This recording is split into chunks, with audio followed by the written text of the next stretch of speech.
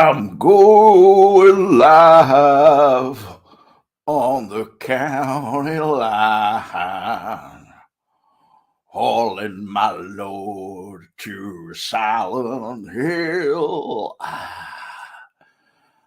Got some presents in the back, gifts in the front,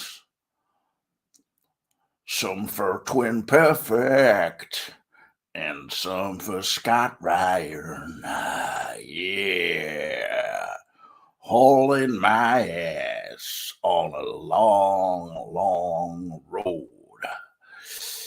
I struck in through some of the coldest parts of the USA. Hell, this ain't a job I recommend to just anybody. This is a job I recommend for only the stiffest of men, the most bold, the most beautiful, those with the longest ginger beards, like my old good buddy, that guy who sang that song, Northmen up of North Richmond Shire. Richmond. In Richmond. It's one of the best goddamn songs I've heard in a long time. Ever since probably Lady Gaga released her song Poker Face. I absolutely love that banger. And this one, it almost supersedes that one. It's almost better, I would say. Not only is it a catchy tune, but it's got some great lyrics about obese people receiving welfare, as they call it in the States. It's if somebody's a real fat ass and they're getting money just from the government, and then they go and spend all that money on short rounds or whatever they're called, like fudge rounds. Hey, I'm not going to go up to them and grab that goddamn candy out of their hand and say, hey, stop eating that. But hell, if someone wants to write a song about it and stand in the woods next to maybe a car that was broke down in about 2010 with a bit of dust on it, then and they're about early 30s, got a beard, got a sort of bit of a look as if they've been standing in the sun a bit too long, considering their fair skin. Hey, that's a sign of a working man, a guy who doesn't use sunblock, because any man who uses sunblock is, in my books, a Nancy boy. Real Nancy boy. If you don't go out there and risk skin cancer on a daily basis as a man, especially a ginger-haired one, hell, you're not a real man in my book. And I don't know if you've also heard about what's going on down in the backwoods of the Appalachian Mountains, but they're actually trying to suggest that any sensible drinker would only have 2 bottles of beer a day. Hell, goddamn, that ain't right. I mean, any working man, you should have at least 10 bottles, and that's even before he's left the door in the morning. Hell yeah, that's the mark of a real man. A man who can take his drink, who can take his liquor, and then rip his t-shirt off and pour that self-same beer or liquor all over his chest. A hairy chest, a real man's chest, and let it dribble down onto the man's stomach where there's also pubic hair. And then it dribbles down beyond that, down into that secret cave where his penis is. And then when that cold beer or liquor reaches onto his penis and hits his bell end, god damn, that's the sign of a real man. If I had a son who was indulging in the alcoholic spirit varieties in that kind of way, I would embrace him and put his goddamn cock right in my own mouth, even if I was his father.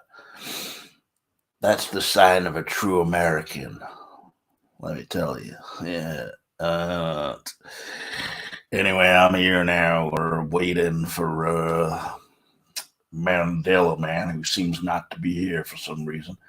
It takes a long time for him to get my link, it seems. So I'll put the link right there in the chat for him. I don't know what's happening right here. There. Plenty of links there for you in the chat right now. So come on, for God's sake, Mandela man, what are you doing there? I'll give him a little ring. Just ring a couple of times.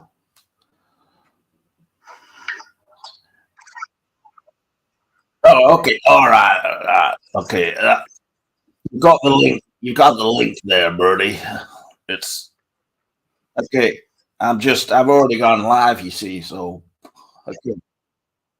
Okay. I hope you could hear that little message there from Mandela man. Seems like he has to pee. God damn. What a time to choose to pee. I mean, before this video went live tonight, I happened to have a bout of diarrhea, and I maybe was a little longer than I would say I had planned to be in giving Mandela man a link, but not that long, maybe 10 minutes instead of 5. And but when you're on the toilet and, it's coming out like a hot flood of lava from your anus, I mean, goddamn, that's the sign of a real man. Again, when you're a real man, when you've got to go, you've got to go. And I've told before of my exploits. I mean, one morning I got up, it was probably 6:30 in the morning, and I thought, what a fine goddamn morning this is. I went into the kitchen, fixed myself some probably toast and maybe a bit of marmalade or something, and then made myself a cup of hot filter coffee. And if there's one thing you can guarantee, a good strong cup of coffee really gets the bowels moving at a great, velocity, in the sense of muscle spasms, pain, potential agony, especially if you're out on the road like I was and you spontaneously left your apartment in a hasty fashion, as some may say. I mean, I knew that at some point that morning I would have to defecate, but I didn't realize how quickly it would come forth.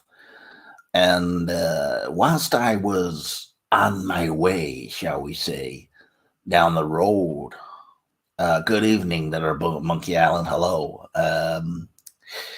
I'm trying to cater the show more to the American crowd by pretending I am an American tonight. So, hi. And, I was going down the road, some maybe, quarter mile, half a mile, getting on down the road from where I live. And then I suddenly realized if you're going to catch the bus in this area, that's fine, but it'd probably take, another 15 minutes or something till the goddamn bus is here.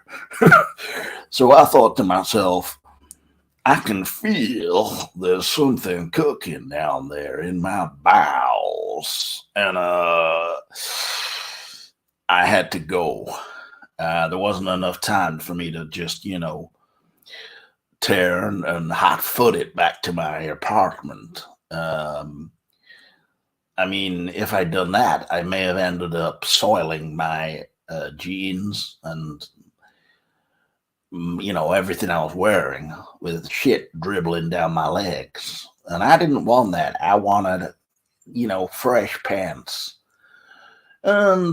Which building was closest to me, which wasn't a residence, the most close by building establishment was the parish church. So, I went through the rather quaint old wooden gate and, archway and everything there. Went up the path and then round the back swiftly of the church, dropped my pants, and I do declare there was some real flood of brown viscous liquid coming out. But I was just glad that that it wasn't something that happened in my kecks, as they say. I've told the story before, but I thought I'd maybe elaborate on it during this period of Mandela Man urinating. So, did I obviously some people might say to have done that on holy ground is a sin or something. I don't know, but say if you've got a dog or something and they suddenly do a poo, in a cemetery or something, is that sin? I don't think so. I mean, particularly if you pick it up and clean up after yourself, which of course most people do nowadays, put it in the provided, dog poo bin, etc. I mean, they're not made obviously for human poo, but mine was so liquid and everything, it was really difficult to have started picking it up in any way, really. I think there were some leaves and bits and pieces around it, but it really wasn't enough for me to start cleaning it up, especially with my bare hands. So I don't know. I feel like I will have to probably ask somebody official about this. When it still haunts me, really. Even though it's probably that was about 6 years ago, before the debut of Twin Peaks 10.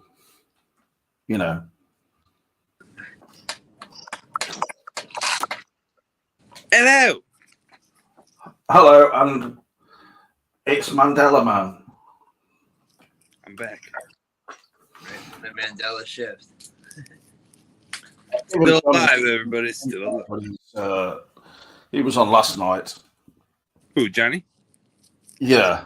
Johnny Boy. I mean, I don't know if he's gone somewhere or whatever, but since you suggested doing a video, I thought, well, why not? And I just started it off about talking about some disgusting things, and then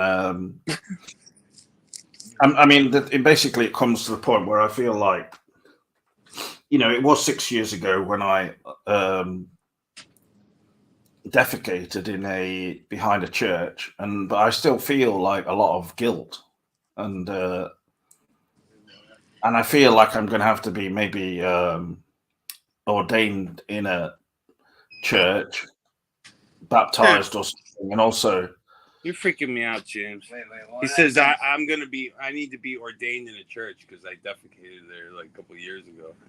Well, 6 years ago, but it's still haunting me. I didn't defecate in the church. It was. But does it have a name by chance? Are you talking to AI, James? Because that's a hell of a weird coincidence that what you just said there. What do you mean? No, I mean this is something that I've talked about for like going back to when we started doing the shows to do with Twin Peaks: The Return. Because the running gag.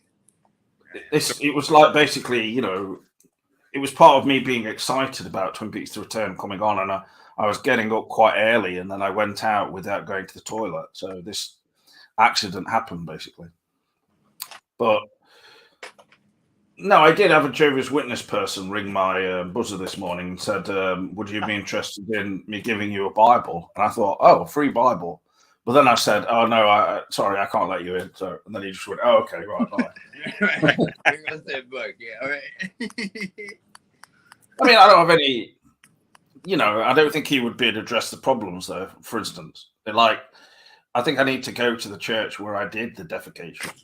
Right. Yeah, that's where it starts, right? I did. I mean, when it happened, I had a camera and I took a photo of it. I remember, so I'll present that to the visitor and say, "What do you think?"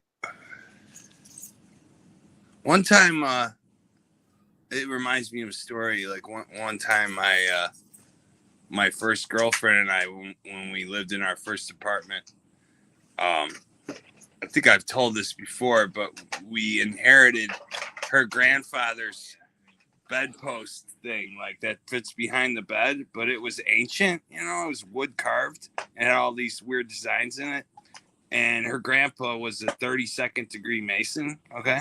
So we bring this thing home and put it behind our bed. And we just happened to like get a creepy tarot deck as a gift, like a couple days before that. And we experienced like paranormal phenomenon. So I had to throw the thing out. I should have sold it to Zach Baggage for like a fat $1, to be honest with you. Right. I even thought, should I bury this in the woods and come back for it, But I thought it would keep haunting me, because it was like, it was whipping drawers. It like literally whipped drawers across the room. Like, and I'm thinking that could hit somebody in the head.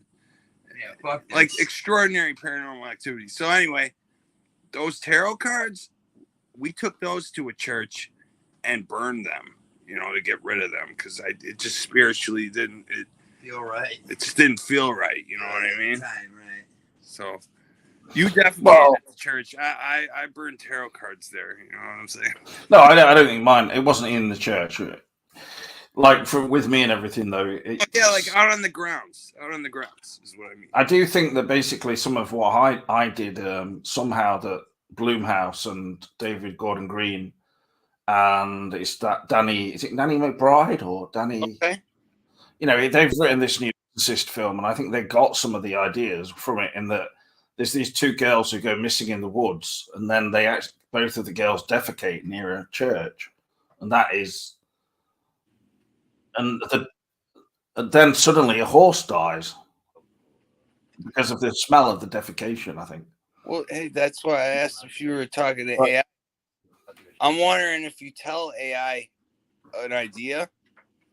No, I haven't. It's just if it knows somebody in the industry, it just kind of steals that idea and like tells them. You know what I mean? Like, right? No, I think in all seriousness, like with this Exorcist believer, from what I know of the plot and everything, it's sort of, you can understand that they might want to make it a bit more blatant for today's kind of audiences.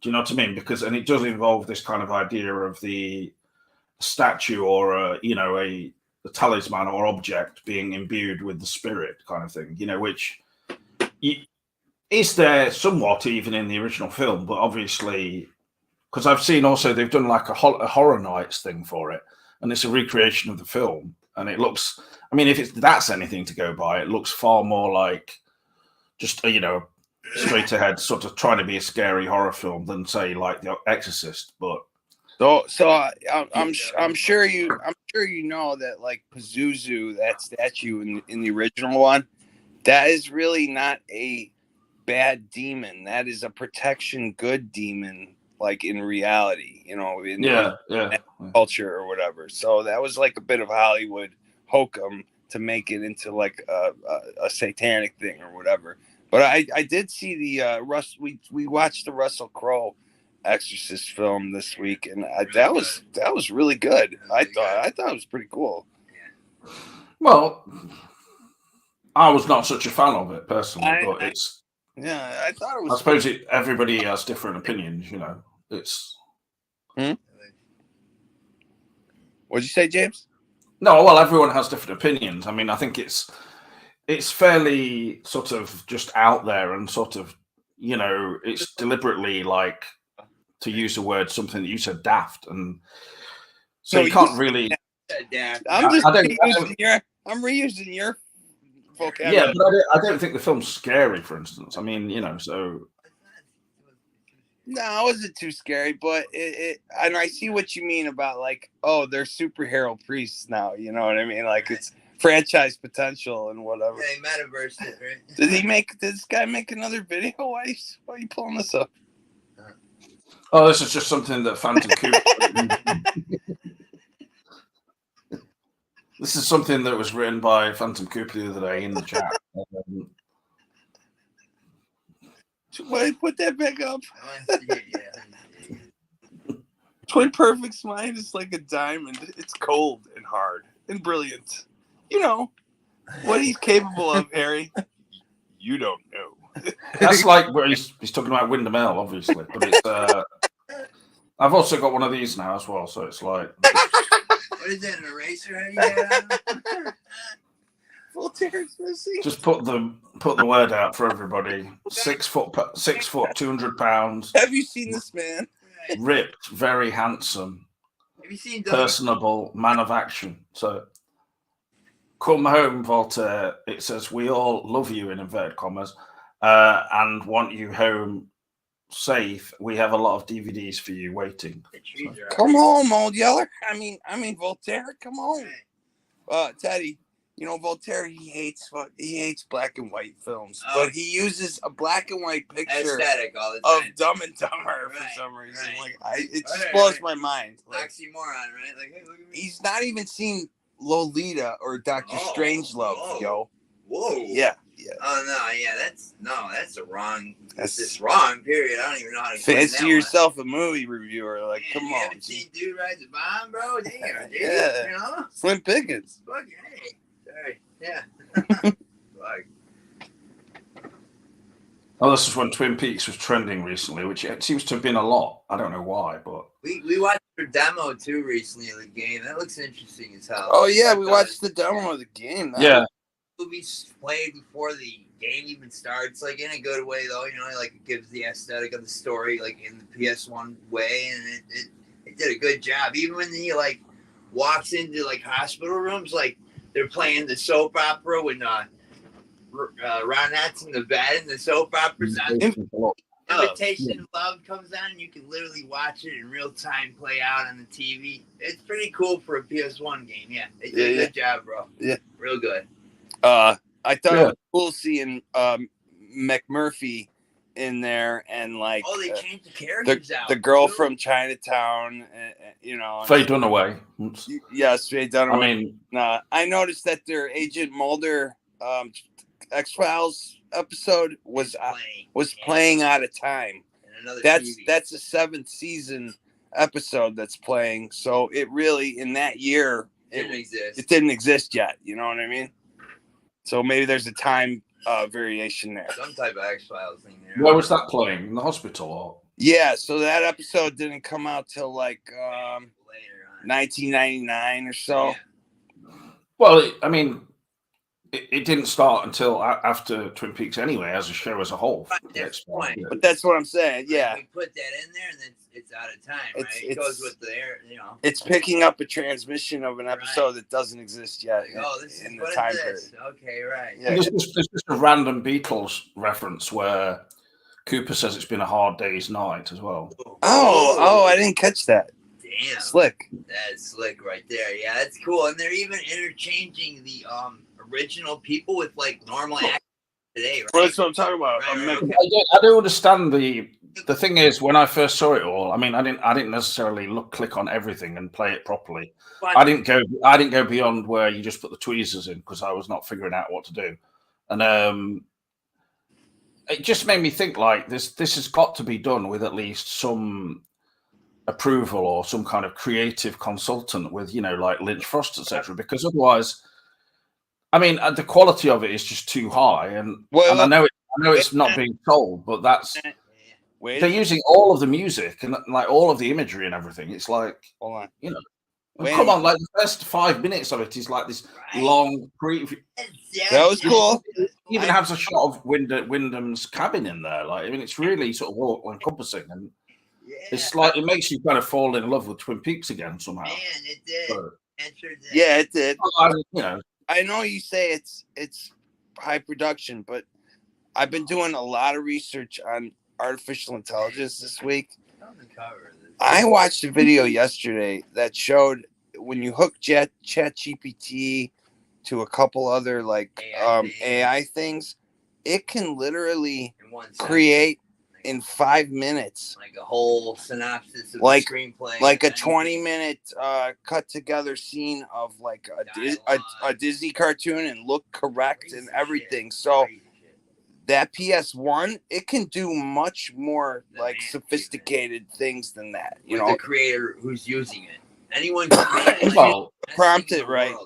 Yeah. Prompting with words. I mean, that was made so that it's easily accessible, like as a zip file, and sure. In terms of quality of, I mean, even to get like PS2 level quality game, I mean, it would require a lot of work other than just sort of using AI. Come on, I mean, it doesn't though. Unless it's like the Pete's Dragon game or something, you know what I mean? It's a collaboration between not Pete's Dragon, the Knight's one, Night Law or whatever it's called. It depends on the collaboration between the artificial intelligence and the person who's using it. If the person who's using it is creative enough, it can do amazing. Like it will blow your mind. You know, like it could make realistic pictures of me saying stuff that I mean, you could do that in like 5 minutes now. 5-10 minutes. There's nothing. Like you know how, like a couple months ago when you showed that Agent Cooper coffee thing, and I said it's gonna learn fast. Well, it only took about 3 months, and it's like that's why the strike's going on, because this thing, some of them. Not every AI is the same either, but some. The game I was thinking of, which is, was it actually Disney or not? Dragon's Lair. Do you remember from like 1983? I have that game on my arcade. I can pull it up. It was like a Laserdisc arcade game, but really, in terms of actually playing anything, all you did was really choose, which way the character went. It didn't really. I have that one. I have the sequel too on this arcade machine here. They're like Laserdisc games. They're pretty cool. Pretty hard though, actually, to remember. It was like a memory thing. You had to remember like what is the next move and all that. Yeah, I remember Dragon's Lair. I just wanted to answer Monkey Island about the Mask. I have seen the film The Mask from 1961 on video, like a long time ago, and it was actually available here with 3D glasses. That's a black and white film, isn't it? But it was a 3D film, and I think, unless I'm thinking of the wrong one, but and then what's the other one? A Reflection of Fear. I was going to say An Experiment in Terror. No, I don't know. A Reflection of Fear, 1972. I imagine that The Reflection of Fear is one of those sort of. Is it a TV movie or of that kind of things? That there were like in the 70s, especially, they were obsessed with a reflection of this, a reflection of that. Oh yeah, it's like it's just like an overused title for things, but especially I'm not familiar with that really. I don't know. I mean, I don't know that film, but that's about the same year when Spielberg made Something Evil, isn't it? That kind of time when he made his first TV movies. Something Evil? What's that? Have you never heard of that one? Or is that the one that I watched recently about the dystopian future? No, it's basically more of a pre Amityville type kind of thing a bit. Oh no, I don't think I've ever seen that one, dude. It's sort of like just set in a dusty property that looks like somewhere in just like somewhere like where they would have shot the Waltons or Little House on the Prairie, but yeah, one of those places just near Hollywood somewhere. And then all I remember was there's a scene where there's some kind of jam and it's glowing in the cupboard. I don't, That's I mean, a memorable shot. Yeah. It's a bit like a heart beating sort of thing. But the Dragon's Lair game you mentioned was, they were Disney animators, Don Bluth and them, but they moved to. It was like between their time of moving out of Disney and going to work for Spielberg and doing some of the American Tales and some of those cartoons. Secret of Nim. They did their own thing, didn't they? Mm-hmm. Pretty revolutionary for its time. The US. I mean, I certainly remember The Secret of Nim being on the cinema here and going to see it. That's because I have a heart problem. You know how her kid is in the bubble? Like that was a real movie that kind of touched my heart when I was a kid because they're trying to save the disabled mouse. You know what I mean? Child. Like that really was. Well, I can't remember it very well, to be honest, that aspect. Mrs. Brisby, hunts. She goes to meet the rats and the the council of rats and asks and says, "I got to move my house because my child is an asthmatic that lives in a bubble. He's like a boy in a bubble, and so that's all the rats have to move she has to like politic them to get them to move the house, basically, which is really interesting concept, back then, I thought. On a different note, not related to Secret of Nim, I just wondered if you'd seen this anywhere put, like pinned up. Looking to hit when I'm in town. Used to compete at high level, 7.5 to 8. Won a few majors. Federer. Is that sports related, maybe? I don't know shit about sports, but that sounds sports related. Well, yeah, it's tennis, isn't it? But like Roger Federer is quite famous. So. Okay, yeah, I would have guessed. Looking to hit when I'm in town. That sounds a bit like a pickup. Oh yeah, for sure. I would have thought baseball. I just actually saw that immediately, and I thought Voltaire. Like maybe he's putting that kind of thing up. So yeah, what's going on with him? You haven't talked to him?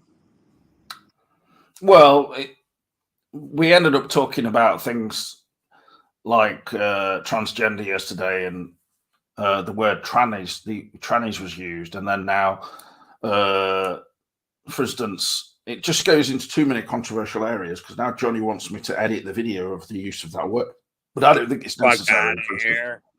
I think he just felt bad about it, but he doesn't need to. And the second, anyway, to get to your point in terms of discussing controversial, things like the whole thing with Voltaire, I think we pretty much sort of covered it in yesterday's video. It was, I mean, for as far as I can imagine or guess, the whole thing has to be related to the thing that, for instance, Phantom Cooper described when Ashton came on the video and when she was just sort of like she wouldn't speak, she just came on.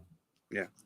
And somebody said, Phantom Cooper, was there actually a recording of her, like on a loop or something? But I just think like that whole thing, connected to her, and she had an alternate name of Charlotte Nightstar and everything. And then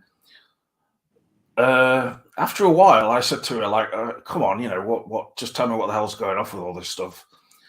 And why am I excluded from all this hot action going on? But, she's a cisgendered biological female, isn't she? What does that have to do with trans? No, it doesn't. That was just me going off on a tangent. Forget about that. I was just saying to Johnny, if he listens to this at all, you don't need to be bothered about that. But but yesterday's episode is available for me to purview before you erase any of it. I'm not going to erase it now because it's already been edited anyway. Oh, okay. Or actually, sorry, the one before that was edited. But anyway, I'm just getting confused now. But I'm just because I did curious, one with you boys, who took what stance there and stuff like that. no, we weren't really taking any stance about the whole thing, especially with if you're talking about with terms of Voltaire. I mean, the a lot of it was just light-hearted discussion, just jokes and things. Because I think we need to respect people's pronouns, but we shouldn't be compelled to say them. That's the bottom line. If you I mean, I don't think anybody will. You'll use it.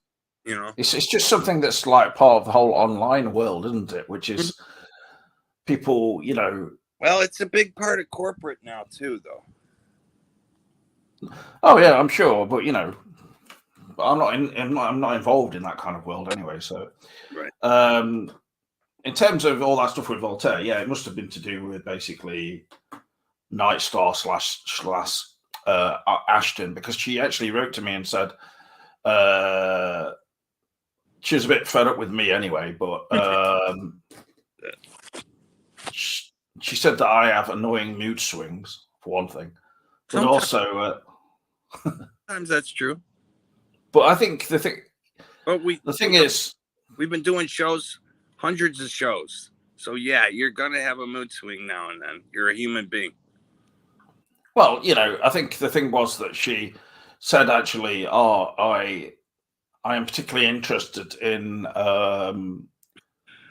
having online relationships with married men, and I was like, responding to that, saying, why? What? I don't understand why you need to be forbidden fruit, bro. But she said, so what? It's nothing to do with you anyway. So look at Ed and Norma, right? So, which is true. It's got nothing to do with me, to be honest. So it's that forbidden fruit. That's like Norma and Ed.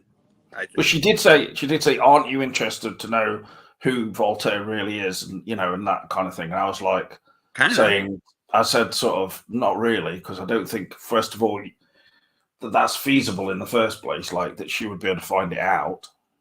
I think she was kidding herself. So, yeah, it just got pretty out there, pretty ridiculous. She's a pretty prolific writer, though. She's pretty fast at writing, Yeah, I mean, to Johnny, I said I wasn't as keen on some of the stuff she wrote but I think it was probably improving, and there were a few bits and pieces in it that I liked. But that's why I think if we all could collaborate, we could pick the best pieces of our suggestions and put something really cool together. Like now we could really, like, with this AI technology, we could do those book projects like lickety split, dude. I'm telling you, man. Like, look into it. Like, it's like I'll send you a couple of videos of like how easy this shit is. And you're such a talented compositional editor with the videos. I mean, dude, like that Amityville project will look like whatever. You know what I mean? Well, yeah, if I could do it. I really think you can. I really believe that. Like your skill. Well, yeah, please send me anything you can. For sure. Yeah.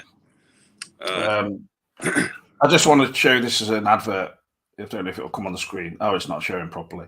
So, David, I made an app for a Chat Paradise that I was setting up. So. Oh, okay. This is a cover for The Exorcist 3, but it's not the real Exorcist 3. Oh, I also watched that movie that is supposed to be the alternate Exorcist 2. The what the hell's the name of it? I sent you the name of it a while back. It's the one that Peter Blatty wrote. It's about like war vets coming back from Vietnam that are. Oh, you mean The Ninth Configuration? Yes, excellent movie, man. What a flick, really. I mean, there's a lot of esoteric stuff in that. Like, I thought that was way better than Exorcist 2. Yeah, I mean, oh yeah, it's not really a follow-on from The Exorcist, though, is it? It has thematic elements that it's similar, and yeah, it talks about the space. The space guy, the guy who goes to the moon or whatever, is mentioned. In the first movie, she says, something about you're going to space, or something's going to happen in space. So you're going to die. You're going to die up there, she says. Yes. Not, which is a nice thing to say. I really dug that film, and that was a cool kind of double feature with the Russell Crowe kind of thing too. Two demonic castle type movies. Well, Pope's Exorcist is very overall. It's almost like Disney does a exorcism movie or something. I mean, it's got like these shots of just this shot of him traveling from Rome to wherever he's going, to that sort of big house out in the middle of nowhere. And it's like, the reality is it would take him days to get there. He just gets on the moped and then he's there in like 5 minutes. Well, that's how cuts work sometimes in movies. You infer the time in between. Hey, everybody. Right. Hey, Johnny boy. Hey, long time. What it is? Hi, Johnny. Been so busy. Actually. Yeah, but I just don't. The Pope's Exorcist. It's not a good film. Come on, I don't think anybody could really look at it and think this is a good film. You've seen the Ninth Configuration. Like that, obviously, is a well-made film, isn't it? I liked it. It's like a 2.5 star kind of film out of 4 for me, kind of thing. Fair enough. It's I didn't go and pay for it in the theater though, so that says something, Well, yeah, it's sort of like like I said, it's just like a Disney Exorcist movie, but I thought it was a little deeper than that. Not even a very good one. It's just too full on for me, and like full on in a really blatantly stupid way. Like within the first 15 minutes of the film or something, the boy's already talking in a ridiculous kind of like Cockney accent, going, "Hello there, mister," like doing his devil impression. I don't know if it's Cockney or what, but it's just and the little boy who they've choked. Well, he's not a little boy, the demonic 10-year-old boy or whatever. It's just the demonic sexual references were a little fucking hardcore. You know what I mean? To be honest. To be honest, I didn't really watch it as closely as you. I think I may have. Little boy was like, "Come on, mama! Like, I want to suck your tits. I want to fuck you." So, yeah, I heard a bit of that stuff. Like, whoa, At that point, I was already just fed up with it, to be honest. And I brought this up before. Like, wasn't that Voltaire's favorite film? I witnessed an exorcism type thing one time, or possession. And when people go up the wall, they go up, like, let's say there's a bedpost here. They stand on the edge of the bedpost and look up, and somehow their back is like against the ceiling. And you're like, how is that physically possible? Like They're not fucking crawling across the ceiling like a spider lady and all that. That's Hollywood shit, I just know from experience. One time. You see that you walk into a room and just like, oh god. It's weird. It's like, how are you on your tippy toes while you're possessed, like up in the air in a trance, like not even up in the air, but just like against the wall, but super high up, and like the person's only 6 feet high. It's that kind of it's like, how is this happening kind of thing, almost like an illusion. That's Lucifer, man. He tried to trick you every time, Speaking of Twin Peaks games too, you ever play the old Coleco one that somebody made? No. It was like, it's like Coleco style, Atari type style, and it's just Cooper going through the Red Room, and it's just a huge maze. It's available. I would get claustrophobic really fast. I'd be like, I gotta get out of here. Like, let me out. It was a neat little concept, Because even in this new, did you play the demo for the new game that came out? I didn't play it. I watched I got trapped. There's a point where you're in the Red Room. I got trapped for like 10, 15 minutes, and it turns out you have to put like a certain thing on a statue. And I didn't know this until I figured it out eventually. But you keep going in a loop back and forth. You keep going through the curtain. You walk into a room, another curtain. I'm just like, what is happening? When that statue thing happened, that was pretty clever. Yeah. I thought, like, oh, it's pointing the way. Oh, I was very satisfied when I figured it out. I'm like, oh, thank God. Because I thought that's where the demo ended. I'm like, oh, come on, this can't be it. I still wish I still haven't even watched the VR thing. Like I tried to not spoil it for myself, but it's been years now. I don't think it's coming to PS4. Yeah, I know. Take donations and say it's coming on there, but then whatever. Mandela, man, I wanted to just ask you, as a connoisseur of films like The Pope's Exorcist, are you in the sort of tradition of the new Exorcist film that's coming out next month, The Exorcist Believer? Are you personally a believer in the idea that someone can actually be possessed, for instance, by Pazuzu, or by not by Pazuzu per se? Thank you. I appreciate you liking what I just said. Yeah, I do believe that I've looked into their exorcist program, and Pope John Paul he always denied it, but they were still going out and doing exorcists. And then when new guy said, "Okay, we're going to admit this," all those back catalogs, that's what that movie was made from. I'm sure it's embellished, but that guy was a real exorcist for the Pope. Yes. I mean, James asked an excellent question. This is a debate for the longest time I've been wanting to have, because religiously, if you're religious, you believe, because it's in the Bible, right? And then even up to this day, you hear about, obviously people are fascinated with the idea of possession. And so it's fascinating, but it raises so many questions. Like, sure there's a lot of witches doing spells when but it raises questions. Why don't they possess certain people that can have access to, say, to nuclear missiles, or why don't they cause total because chaos? That's not the point, man. It's a spiritual war. Just questions I've actually thought about when it comes to possession. The demon don't want to destroy the world, Johnny. It just wants to take it over. You know what I'm saying? Yeah, someone teach me how to be good for once, instead of all you people being weird to me. Why don't we do that instead? It's basically saying. I personally think the war between good and evil could maybe end one day. God is all about forgiveness, but it never seems to come for Lucifer. So I don't know. Bets against each other. But I think the thing is, for instance, if you like to look at a film that's quite graphic and quite unpleasant, really, in its depiction of things. But we did a watch along with Voltaire of Amityville 2: The Possession, and it's just as easily as the idea that it's some kind of disembodied, spirit or whatever. The actual demonic possession, it could in itself be a human thing. It could just be. Okay, so you really want to get that's a possibility for me, I think. Okay, so you really want to get deep on it? Yes, I've studied psychology too, and they're called daemons as opposed to demons, and you spell that like D-A-I. Well, we watched a film called D-A-E-M-O-N-S, and that was a very harrowing children's film that was made by the Children's Film Foundation in this country. And this boy ends up finding the spirit of a Cockney chimney sweep hidden up in his chimneys. Oh, and that's been possessing him. But it's so in that sense it is a demonic possession, which is of a human ghost, basically. But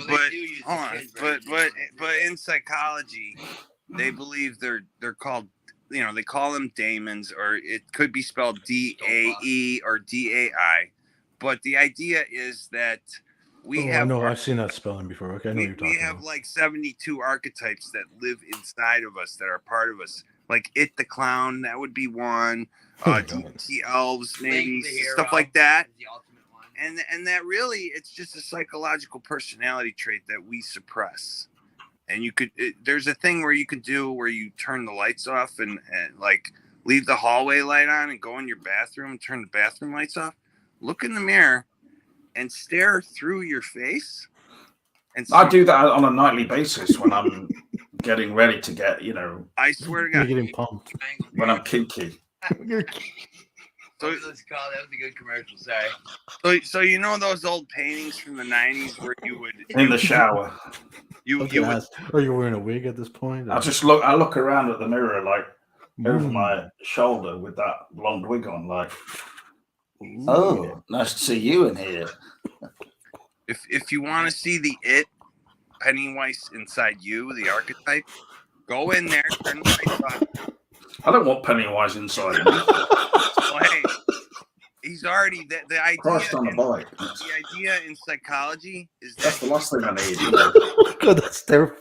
That's terrifying. Whilst I'm in the shower. Oh no! Oh God, no! 72 virgins waiting for you. right. I mean, we're not making shit up. Oh. 72 virgins in the Quran, right?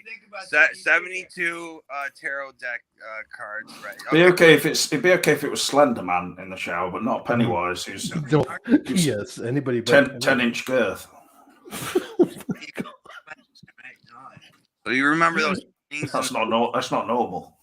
You remember those paintings in the 90s that you would look like through and you'd see a 3D image? 3D. Well, yeah, like the whole. Oh God, I hated those. I would smash those. So you go in the bathroom, turn the lights off, but have the That was the cheesiest sort of like Yeah. tell people just nonsense, really. But even though they do, I've tried. I finally managed to do them, but some people find it very difficult. I think, and I was one of them. It kind of gives you a headache when you kind Although, of. to be honest, probably everyone found them pretty difficult. I imagine. 'cause it takes some of them were rubbish in the end. They were just sort of like, it would say numbers or a face or something. I mean, it was. See, I go too deep and then I lose them. That's why you say, like, well, Walt Disney used like a mirror in the Haunted Mansion to create like real looking ass ghosts back in the day, just from like a piece of gum stuck on a mirror. Well, no, what you're saying, what you're describing is honestly, it's not going too deep because, they were talking about earlier that film and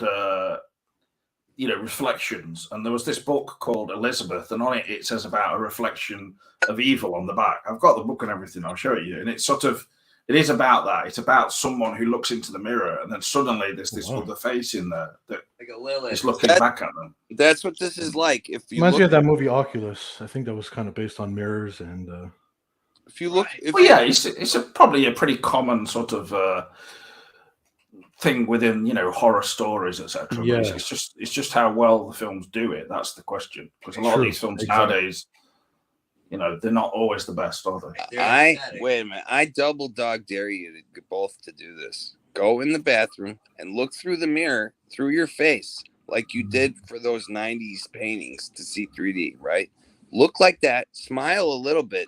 When you say I double dog dare you, right? Wait about 60 seconds and you're going to see the clown. Yes, that's really makes me think that something really bad is going to happen, like that I'll regret. But psychology says those are not real demons. Those are just a repressed archetype that lives inside of you. So it's more being taken back down to the sewer pipe. Oh God, yeah. I'll just get that book and I'll show you in a minute. Johnny, did you go to Ninja Turtles, Johnny? I still haven't gone to see that. No, I didn't have an opportunity. Get your ass over there. I was going to ask you about Ahsoka. Have you been watching that on Disney yet? No, we call it the Ashoka killings, really. No, bro. Making content how to fix that. I'm going to have to bang them all like half and half or something. Man, it's a slog to get. It looks like very slow. And... yeah, it looks brutal. Crushing the artifact balls, and they actually. It's sad because Ahsoka is one of my favorite characters that was added after her in the Clone Wars. And she's awesome in the animated show. She's incredible. Well, they should have used that actress because the voice, the attitude, how smart she is, how powerful she is, but she's still willing to learn. It's excellent. Oh, right, Jedi. Like I said, when Ahsoka first appeared as Rosario Dawson, she is the most deadpan. Too deadpan. It's lifeless. It's like lifeless as hell. Bro. Yeah, they're trying to make her stoic. I get it, but there's a way to do like the classic Obi-Wan Kenobi, but then just going too far where you're almost like a robot almost, Yeah. Well, that's some of the robots have more personality. Exactly. I was just thinking that some of the Disney robots are actually some really good. They're actually full of personality. I was telling Jane, I saw a video this week. I don't know if you heard the beginning of the show. Where I missed it. In 5 minutes with ChatGPT and a couple of AI softwares, you can create like a 20-minute like Disney quality cartoon video or any other movie now. Like it is flying. So that's why these executives are sitting there thinking like we're paying so and so this and that. We could just no more gatekeepers, Johnny. The people with talent who use these robots are gonna rise. You got quite a story on that, but yeah. You'll see soon enough. Like I would say adapt it to the technology now while you still have a It chance. works Kind of for thing. real, like weirdly crazy. It's very sophisticated, bro. Yeah, I saw the idea that they're combining that with the new modern robots and making the AI robots, and I think it's in Japan. There's new models. Pretty wild, yeah. Yeah. Bro, they can understand nuance you can screw up a word and they know that you That, like, messed word up you're the talking spelling. about. They can read between the lines. No, Grant. All Could that. you imagine that moment where you have that miscommunication and it gets angry at you? Oh my god! Could you imagine that? I moment? always try to treat it with respect, like Oh, for sure, yeah. as if You're I'm saying if there's a living in a miscommunication. Star Wars world, you know, Yeah. and they're citizens, stuff like that. But there's people online that are abusing the hell out of them, to be honest with you. Like, yeah, I've seen many examples. They're actually bringing Sorry, the whole I can average also- intelligence down by a couple percentage points because of it. Like it started off strong; it was 96.7 accuracy rate of how it did things, but now because of so much human input and like what you're talking about, it's been brought down by like 4 or 5 percentage yeah, points. but dude, that's maybe the difference between mis- disinformation and who True, says what's true. what, and Mhm, maybe that's that's true. you know what I'm saying. Like that doesn't really mean anything. It's like a critic saying that a great movie is garbage. You know, it doesn't. I'll have to see it to believe To it. believe it, I agree. I Yeah, 100% dude. agree. Yeah, I Really, agree. I think morons won't know what to do with this thing. You Mm. know, basically, like you have to have a sophisticated vocabulary and like. But that's true. Gary North brings up a great realistic- thing. Recently, I don't know if you caught this, Mandela, man. James Cameron was on an interview, and he was literally trying to tell us how he's warned us about AI because he sees the complete opposite dark side of it, the Skynet side of it. You know. Did you see his interview recently where he was like, "Testosterone is a poison"? Yeah, he's been hit and miss with. He's such a conundrum. I don't understand him sometimes. Here's a man who made the most badass action films of the 80s and 90s. Right, Balls to the wall, and now he's like to the regretting wall. it. Yeah, Yeah. I know, bro. But that's the age of Aquarius, man. This Mm. woke is never going away. It's never going away. So Are you talking about James Cameron now? yes, Yes, James. yes. Yeah, but the thing is, he's older now, and those films. He's just sort of like made so much money out of the Avatar films that there can't be much incentive for him to do anything else. He clearly doesn't want to. So, Mhm. I Although I did hear rumors, James, that he wants to help produce the next Alita Battle Angel. Remember how he produced the first one? It was really good. I'm waiting for that part too. people liked it. why can't he just go back in and just actually direct a new Terminator film? It's just ridiculous. James, what you just said is I wish that. What you just said, I've always wished him to do. Yeah, one but more. it just never seems to happen. He's just more interested know. in other. It's too much hassle probably because even like Schwarzenegger is not happy with the last few Terminator films. I mean, I thought Dark Fate was actually okay. It had some good things in it, but as a movie, it was entertaining. Yeah, I'll give it that. But as a storytelling, it really angered me. Right from the get go. Oh yeah, I probably didn't really concentrate on the story that much. The whole John Connor killing, right in the beginning. It was quite, at least it wasn't just a 12. It was a bit more violent, and exactly. The female, Terminator was good. Good job. Yeah. After Christian Bale won, it's over for me. Like, well, but storyline. Are you guys? I think Dark Fate is worth giving a chance, to be honest.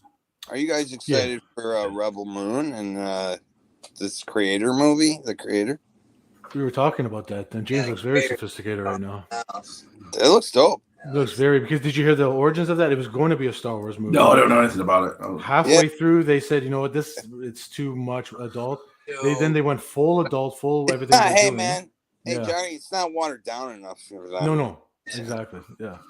Can I just, if this is the book Elizabeth that I was talking about, nice. and there's a paperback. The cover actually is excellent. It's this sort of really fantastic drawing. Yeah. Well, painting, but novel of what? It says about a novel of the unnatural, Jessica Hamilton. That's very intriguing. It's difficult to read this actually, even with my glasses, but I need to put the light on, to be honest. But if you were to go into your bedroom tonight, perhaps by candlelight, and sit quietly before the large mirror, you might see what I have seen. Sit patiently, looking neither at yourself nor at the glass. you might notice that the image is not yours, but that of an exceptional person who lived at some other time. Yeah. Thus, 14-year-old Elizabeth Kuttner invites the reader into a world of death, suspense, and the supernatural. Very cool. Well, anyway, it's sort of basically that idea of the mirror that you mentioned, isn't it? What year is that, James? When that author? This book? Yeah. Late 1800s, early 1900s, late 1800s, early 1900s. To me, this one came out in 1976. This is 76. Okay, wow. So that mirror thing I was telling you about, that Cool. you just mentioned basically in the book, I think I learned that from either Joseph Campbell or Carl Jung. It was one of the two. And science believes those are just ancient archetypes that live inside your psychology. And you got some good collections of stuff. Yeah, I know, but it's just to make me look like I'm interesting. But I haven't actually read any of them. Well, I've read bits and pieces of some of them. I mean, I've read. For sure, yeah. That's the key. That's the key to Star Wars. What you have that right there. That I want to pick up that. That's excellent. You really sold me on that. If you can manage to find a hardback of this, it's the best, really, because otherwise it's just so cramped, the text on it and everything. But I'm probably more and more aware of that with my eyesight. Hero story. Yeah, that'd be great. These are my favorite, though. It's just like, I don't think this ever happens anymore, though. But like, by the novel, Omen, the final conflict. But then I missed out number 4. Omen 5. Like, this would never happen now. Like a sequel to a film series, but then the film's not actually been made. Wow. Yeah. No, well, there are some. Like I say, there's Fight Club 2 and 3.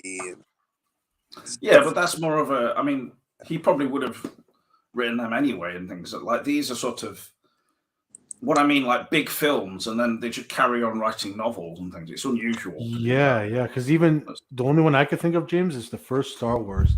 They made one official sequel.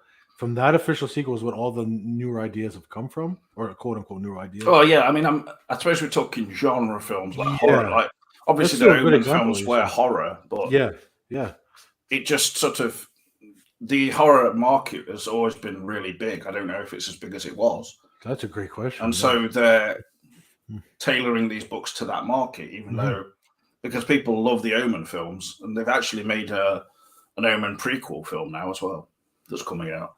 Really? So that's something about like a someone who's working like where Damien's going to be born and things like that. So I have no idea. It doesn't sound very exciting, but well, I mean, I'm Damien's midwife, right? Yeah, something like that. Yeah, I'm more interested in all these sort of in just the whole. The quote, James, the nature of these different films and things, rather than necessarily actually, reading every book about them or, the novelization or something. I mean, I'm just interested in the whole sort of nature of it all.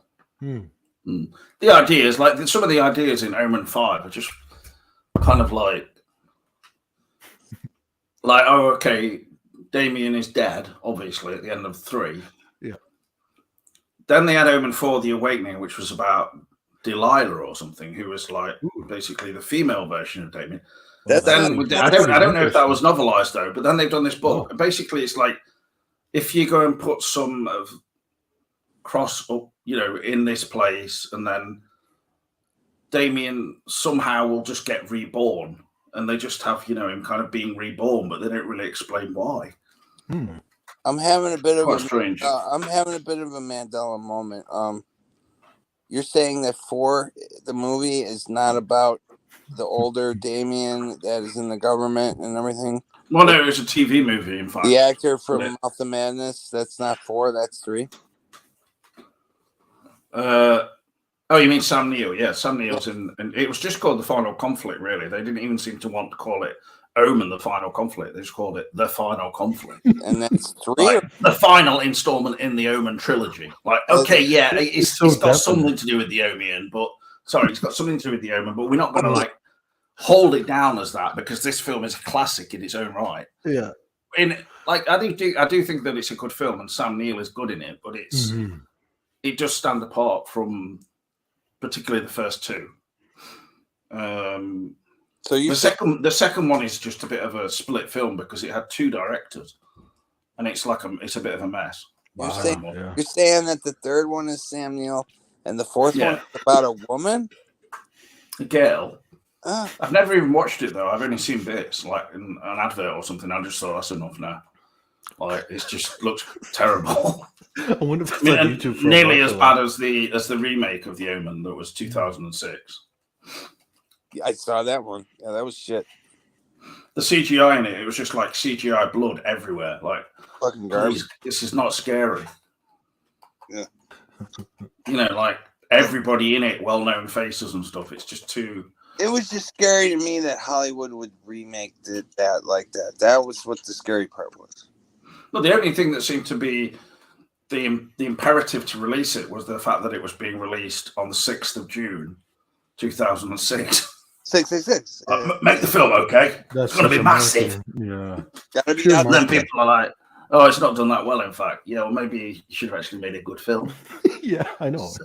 It reminds No. me of the Psycho remake, kind of like that shit. Like, main actors in it, you know, the mother, the parents of Damien, basically. Liev Schreiber, Julia Stiles. Schreiber's always good. Yeah, I mean, he's good, but he's like, Always good. he's like, when you compare it to the first film, like, it's Gregory Peck. Right. And, I mean, he's considerably older and has far more, like, of a gravity than gravitar than Liev Schreiber.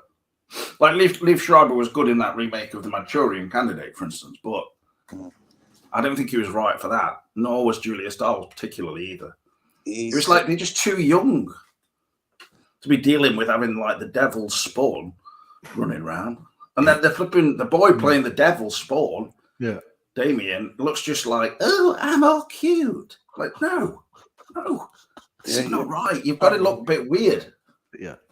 You ever see that Liev Schreiber movie where he plays Orson Welles? I thought he was one of the best Orson Welles. When No, I've not seen that. yeah, they're writing the movie and they go out on, Hearst, who ran the newspaper fortune. They go out on his boat with Charlie Chaplin. It's pretty interesting movie. I forget the name of it. Maybe Ted would look it up for me. I don't know. No, I'm gonna blow No? All right then. Yeah. See it right now. Anybody at home, just look up Liev Schreiber as Orson Welles. It'll come up. Within 5 minutes now, we'll show you something. Because I don't even know anything about it. We'll just see what it does. Right? Yeah, like literally, you don't have to know shit. It says, I can't believe this is free. Me neither. Sure can. Just don't abuse the AI. That's all I ask if you download it. Right. I don't think so. I know so. Get it! Okay. I know so. One back. I know Here, just show them this real quick, and I'm gonna throw that into it, and it'll give you something back. Yeah, show them. What? Show them this. I've been working on a little artwork today, boys. Shoot it through the thing. See what it does. Oh, looks cool. What is it? Bob's Big Boy? Wasn't it? Fix Wreck-It Ralph. Fix It Felix from Wreck-It Ralph. Well, it looks like a good sketch. Yeah, thank you. Thank you very much. Like 2 hours. It's got to be inked and everything. Yeah. Let's see how this works. I don't know how this app works, so you guys talk. Gary sent me this and said, was I referring to this the other night? And the answer is yes. The Antichrist, it's an Italian sort of, it's one of these films that came after The Exorcist, like, you know, we've got to make films with the devil in, and he's possessing a woman or something. Yeah. And this is basically a grown woman who's a bit horny, then suddenly next minute she's possessed by the devil. Well, that's how the Russell Crowe one was. They were all horny. Like, But that is a known factor in inciting, you know, the devil to possess you. is it? Sex is that? Yeah, I mean, that's why if you go on OnlyFans and stuff like that, it's just basically everyone's possessed by the devil. That's hilarious. That's why you can never get a refund. That's a good one. It's like, you paid to check my ass out. It's You're not true. getting it back, bitch. And No then one like told start you. speaking in reverse or something. Yeah, he starts speaking in tongues. Yeah. No. And you have to play it back in reverse. And it's like, suck my mother's cock. What? Right. Your mother's got a cock. Oh my god. Oh my god. You can go to the paddling pool of hell. Hey, I want, that reminds It's not a me. very nice thing to say, is it? Oh, That reminds me of Not something too far now. I wanted to ask you guys. I guess if he's getting up, I'll have to wait. No, I'm not getting up. All right, okay. So I've got like a wheelchair that I move around with now. So sorry, that's not funny at all. I was thinking about Laura and Leland, right? Guys, like Johnny's laughing at people in wheelchairs now. I'm when not, he's on the I'm streets, pointing, "Mummy, there's somebody there with a wheelchair." oh, it's done. Okay. Never. See, I'll pick one of the 4 generated guys. Hold on.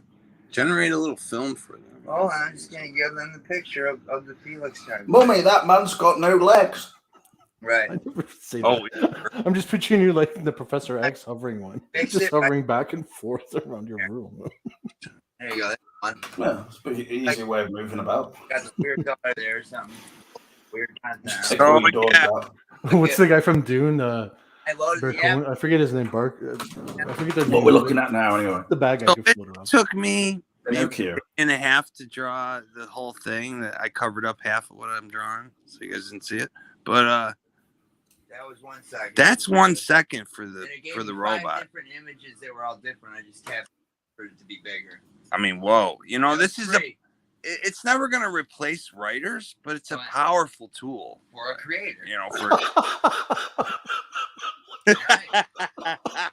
Where'd that come from? He shows that.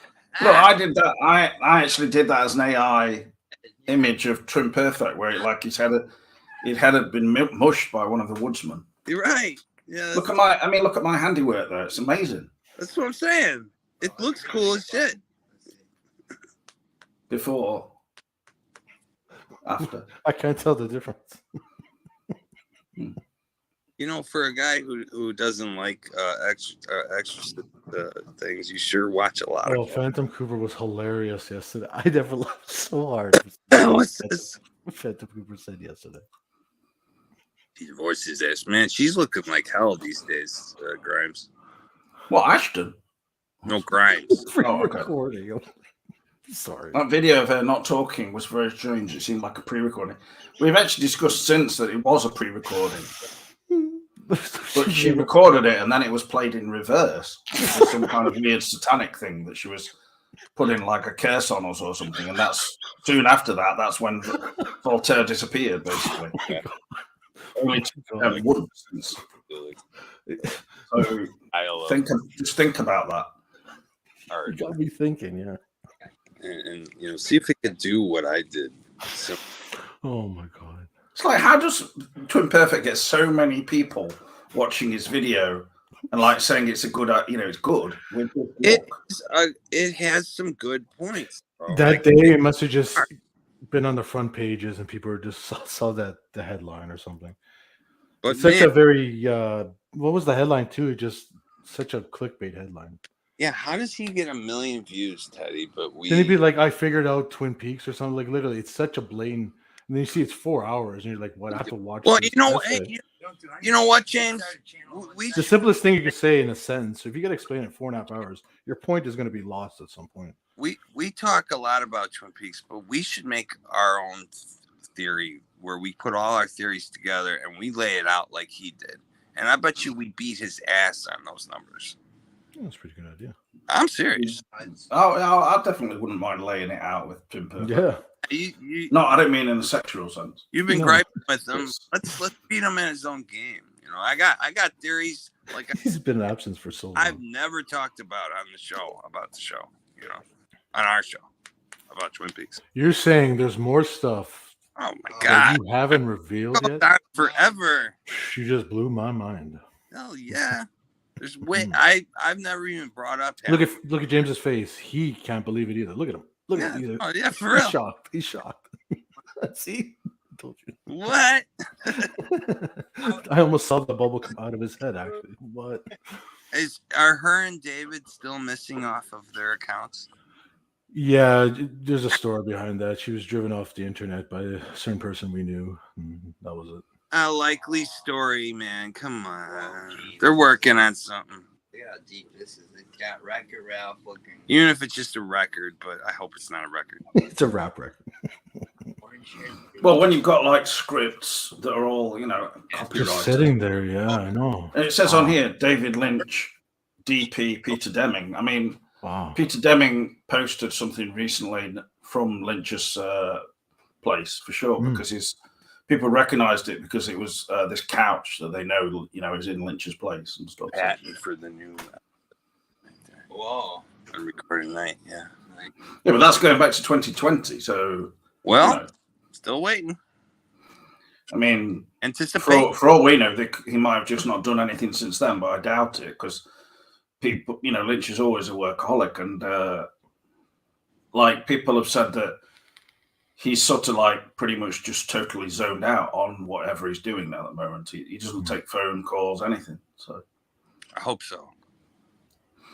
But to be honest, I don't imagine Lynch takes many phone calls anyway. Yeah. Like if he could get somebody to do that for him, he would. Probably. Hell. Right. And it's just a distraction, isn't it? If he does take a phone call, it's probably some old rotary phone, ancient. Okay. This is Well, you don't want to, think about Lynch being like harassed by like someone trying to sell him something weird. that's dope. There you go. That's the one. Or some kind of insurance or something. Mm. Well, that story did kind of come from somebody knocking or in Lost Highway, I guess. Well, I mean, for Lynch, like the last thing I wanted to imagine is like say he's in the bath and then somebody rings him up and says, are you interested in buying shares in our products? And then he says, well, what products are these, please? And he says, basically, they're like kind of fittings for toilets and things like this. So, I mean that. Hey, man, since I shifted... No, I think it's a flip phone. Or is that what the Nokia is? Honestly, since I shifted, the toilet has not worked for me in like about 7 years. So... Okay, wait. You gotta back that sentence right from the beginning to now. You gotta whatever our old bodies. Because I think I heard it differently, but I heard and what you said every time since I Mandela effect shifted. Like you do know that there was a certain time where they started putting in the low flow toilets, right? There's a cause and effect of things. If you say so, Jeremy. No, but I'm telling you, I'm just letting you know they did have the normal toilets that were perfect. Hey man, that really... they put in this quote unquote low flow that makes people flush 2 or 3 times, which is okay. That's a perfect segue to what I was going to bring this up today. So, because of my heart problem, when I go into the shower and I take a shower and I like bend down and wash my legs and stuff like that, like my heart goes fast a lot of times, right? So I'm thinking in our day and age, how hard would it be to have an animatronic nozzle that shoots out some kind of soap and goes shh, like George Jetson, and then the other nozzle comes and goes shh. I mean, can't be impossible. We should have this by now, right?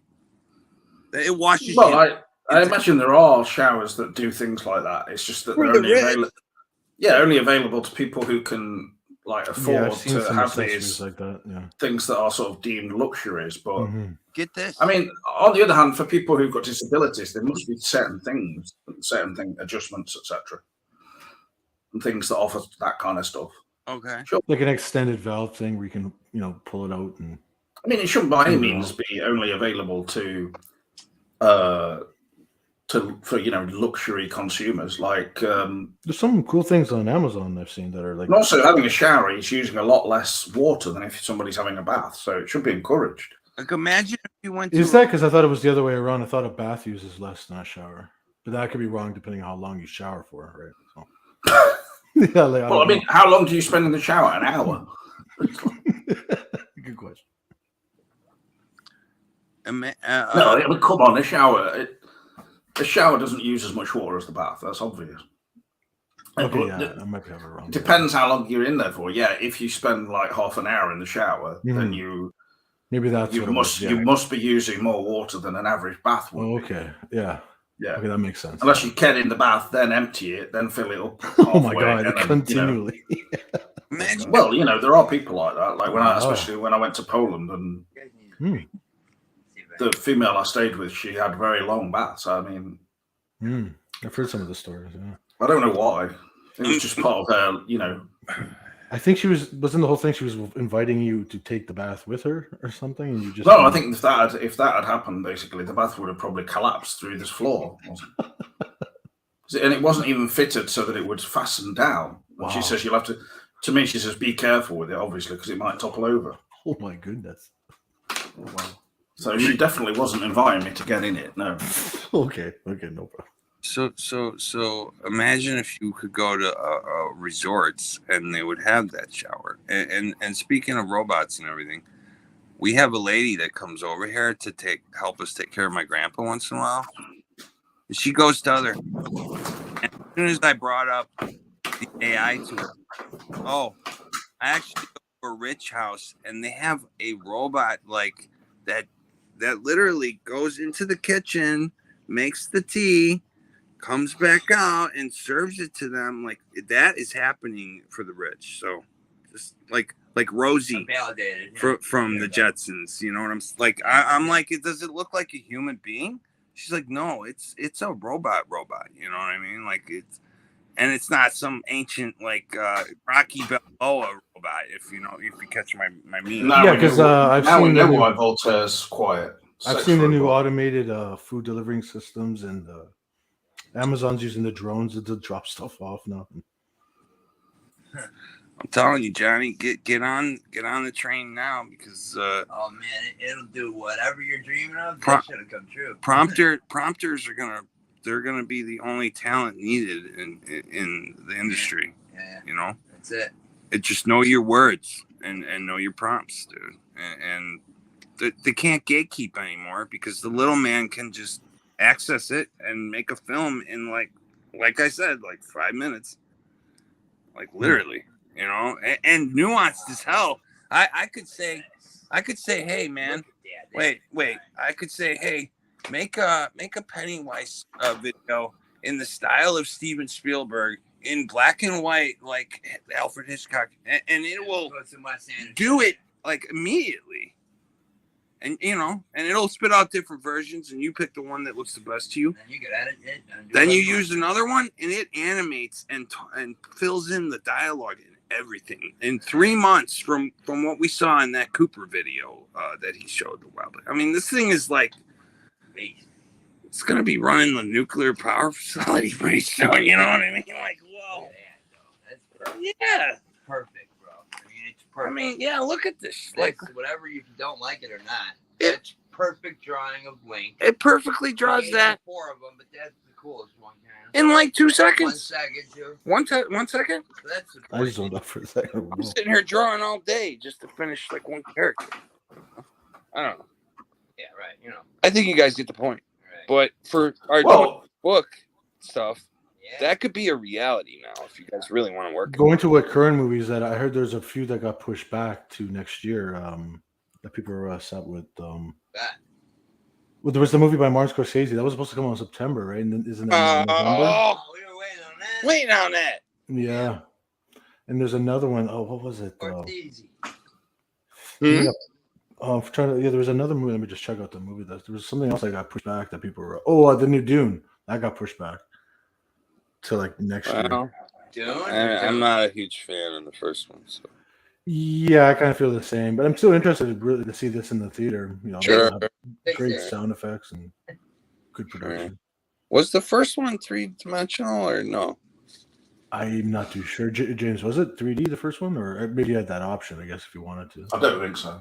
Oh. I don't think it was. No. Did you guys see that they're making a live action Nightmare Before Christmas? Yeah. Really? Yeah. With Johnny Depp? Yeah. Oh wow. It's gonna be Tim Burton. Yeah. Huh. You can maybe do one thing right over there.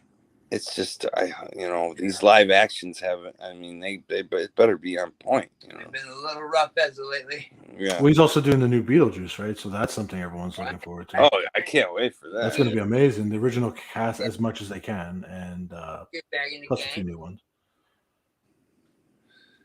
I'm looking forward to that.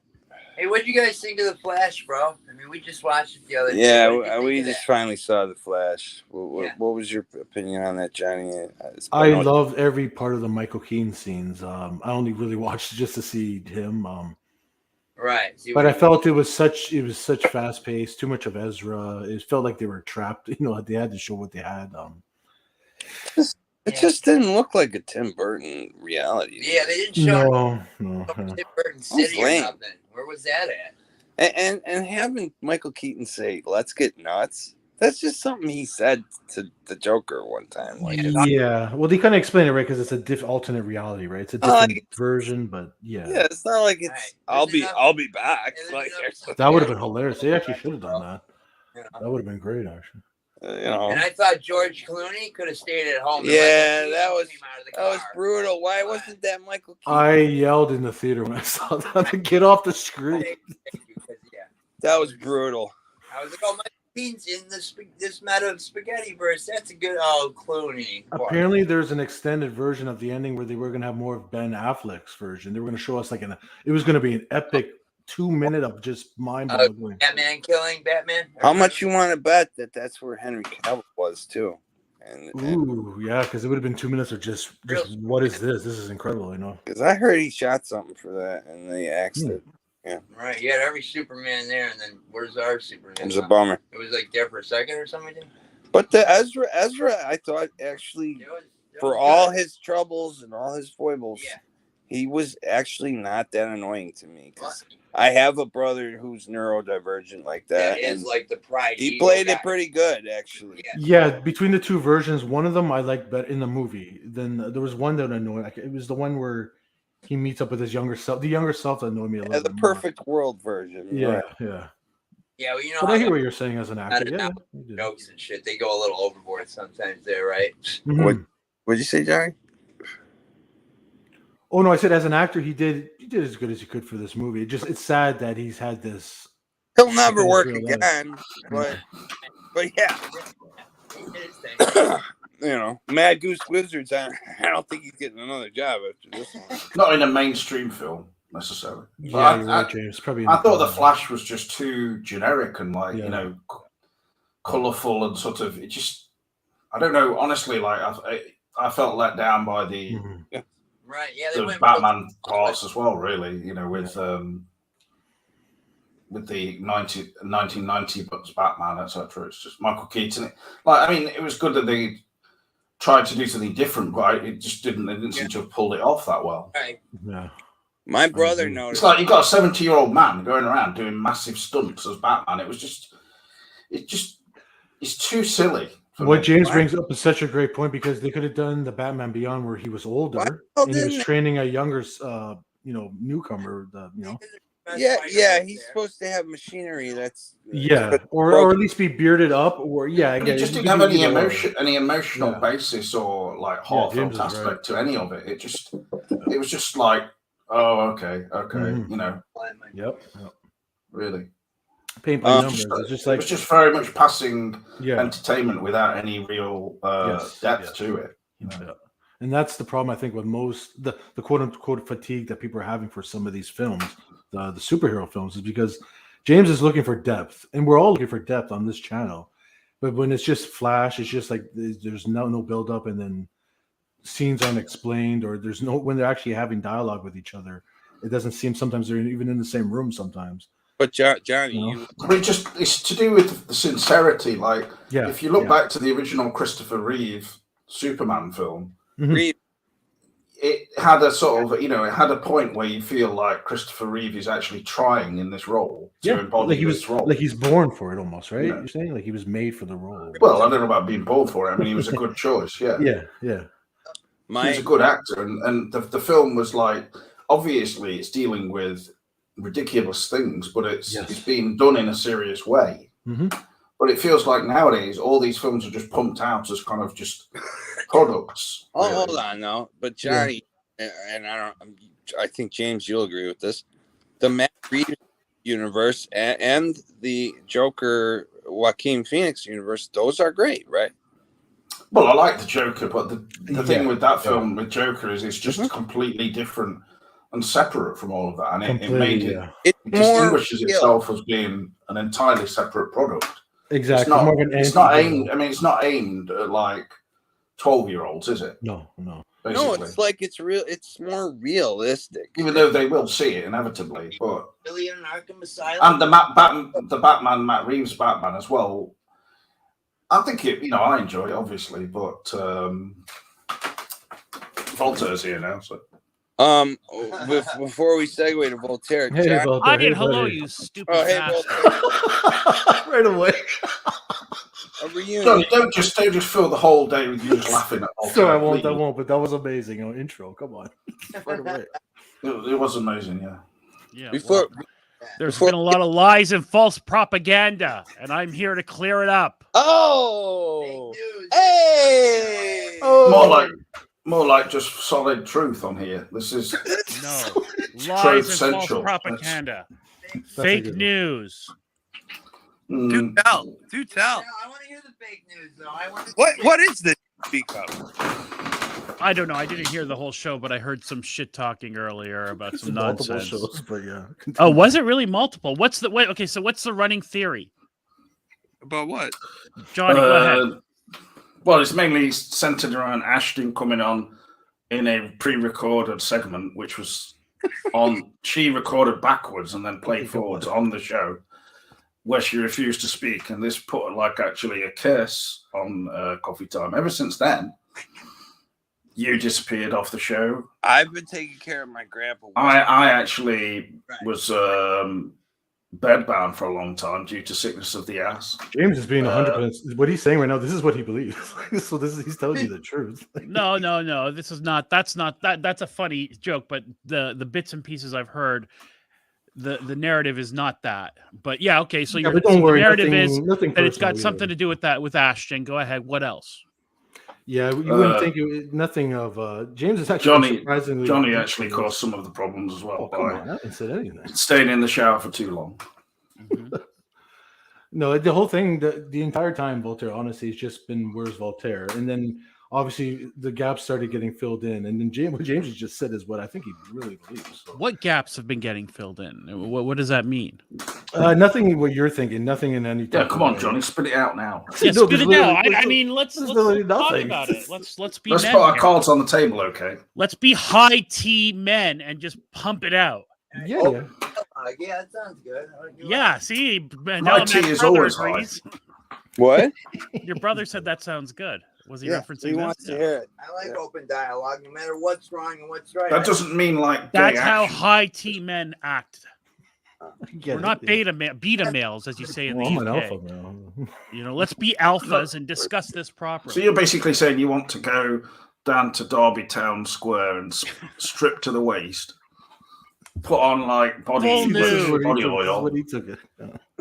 and then wrestle. Sorry, Wrestle. That has nothing Yeah, to do with it. skin on skin. That has nothing to do with it. You're I speculating. mean, okay, if my erect nipple touches your erect nipple, that's just part of it, okay? Anyway, so that just to clear that up, that has nothing to do with it, and I don't know why that false narrative has any legs whatsoever. You know what I mean? Well, Yeah. probably because I gave it legs. Yeah, I mean, No. it's. I understand the timing and and it's speculation and all that kind of thing. But that has The fuck's a Sigma, nothing man? to do with it, truthfully. So what is the truth then? What is going on?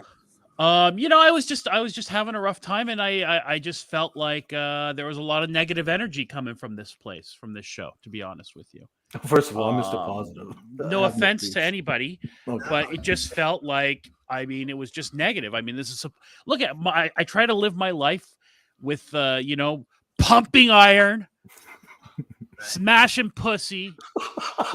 And you Yes, pay. yes. No, just kidding.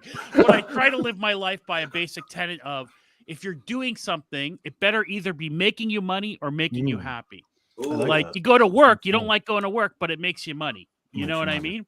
Yeah. So- That's pretty good then, though. Right. Right. But Something- were you worried that you were maybe like we were all part of it in some way? You know, it wasn't like anyone is innocent.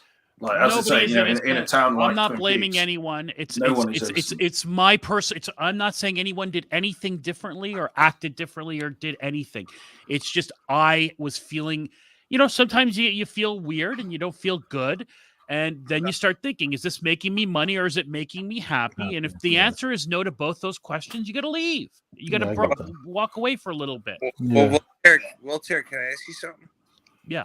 But nothing disrespectful was said. I just want to throw that in. There's just more. Go ahead, Mandela. Just James being James. Does this have anything to do with the fact that your last show before you disappeared, you were going over some movie news, and somebody said stick to movie news, and then when you covered the movie news, they were like, let's segue away from that movie news. So that's always been a thing with James and I. In the last couple of shows, actually, he didn't like the topics I was discussing, but I'm used to that. You know what I mean? That's not, he's not, it's nothing different. He gets angry, he gets annoyed if you talk about anything but, you know, analyzing season 2, episode 6 of Twin Peaks.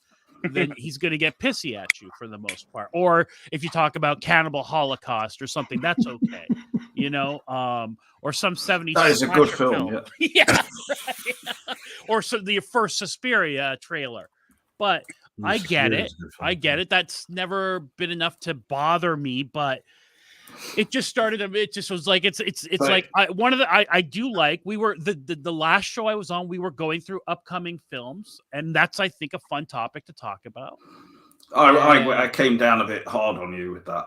Yeah, I don't care. You just didn't want to do it. You didn't want to do it. It just got into this point where everything was becoming too much of a muchness for me at times, and perhaps my entanglement with some of the negatives of the chat as well was not helping matters, i.e., you know, certain people. Yeah, me getting timed out if I say anything in the chat. You're getting timed out. That chat is toxic. I'll never go back to that. I'm talking about the Facebook chat, everybody. I'll never enter that chat ever again. I'm done with it. It's pretty dead. Yeah, well, it deserves to be killed. I post something there, and I don't care, and I don't want you don't have to kick anyone out because of me or anything like that. But it's a toxic environment, and I just had like 3 different versions since you've left, I think. So. Well, that's my chat. I created it, so whatever. I mean, but I don't care. That's not my business. But I will not engage in that chat. You know. So, but that's something else. But that's nothing personal against you guys. I miss hanging out and talking with you guys now and again. Lies. No, I certainly do.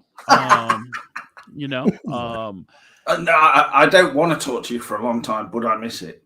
That's like that's passive aggressive, isn't it? No, of course not. Of course not. No, I don't mean to be passive aggressive, James. Not at all. Just be honest. It's not you like needed that. a break, didn't you? You needed a break. And you know, people like Charlotte Let's call Nightstar it didn't help though, did they? For instance, people like who? Charlotte Nightstar. No, I mean that was a separate thing, but that had nothing to do with me not. Oh, come on, it has something. I found her to be a lovely young lady that's just young. Yeah, she's a great writer. Yeah. Well, that's a schoolboy error. Yeah. I mean, she's not a great writer either. Anybody who thinks that. All right. Okay, well, there's no need to. We don't have to personally attack. Come on. Yeah, we don't have to be insulting about it. I'm not personally attacking you. I'm saying I'm disagreeing with you. Man, hey, your ego everybody has their own doesn't need to come out to attack Charlotte. Oh. No, I don't want. I'm not blaming her, and I'm not blaming anyone. Talking about James. Nobody. I was going through some. It's not my ego. What about your ego? His ego. My ego's fine, bro.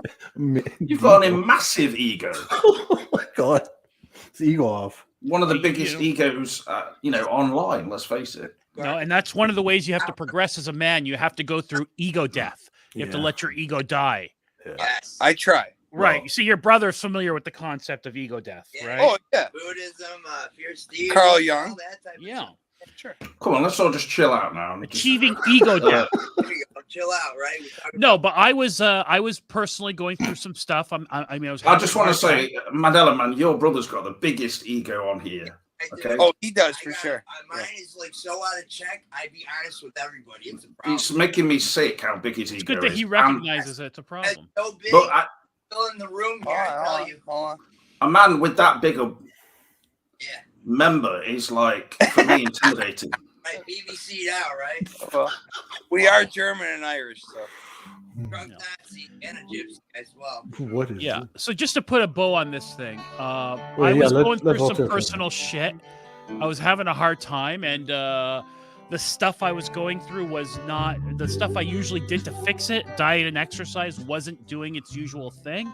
And I was feeling kind of down in the dumps. So then I was just getting some negative action here. And so I just kind of felt like I needed a break.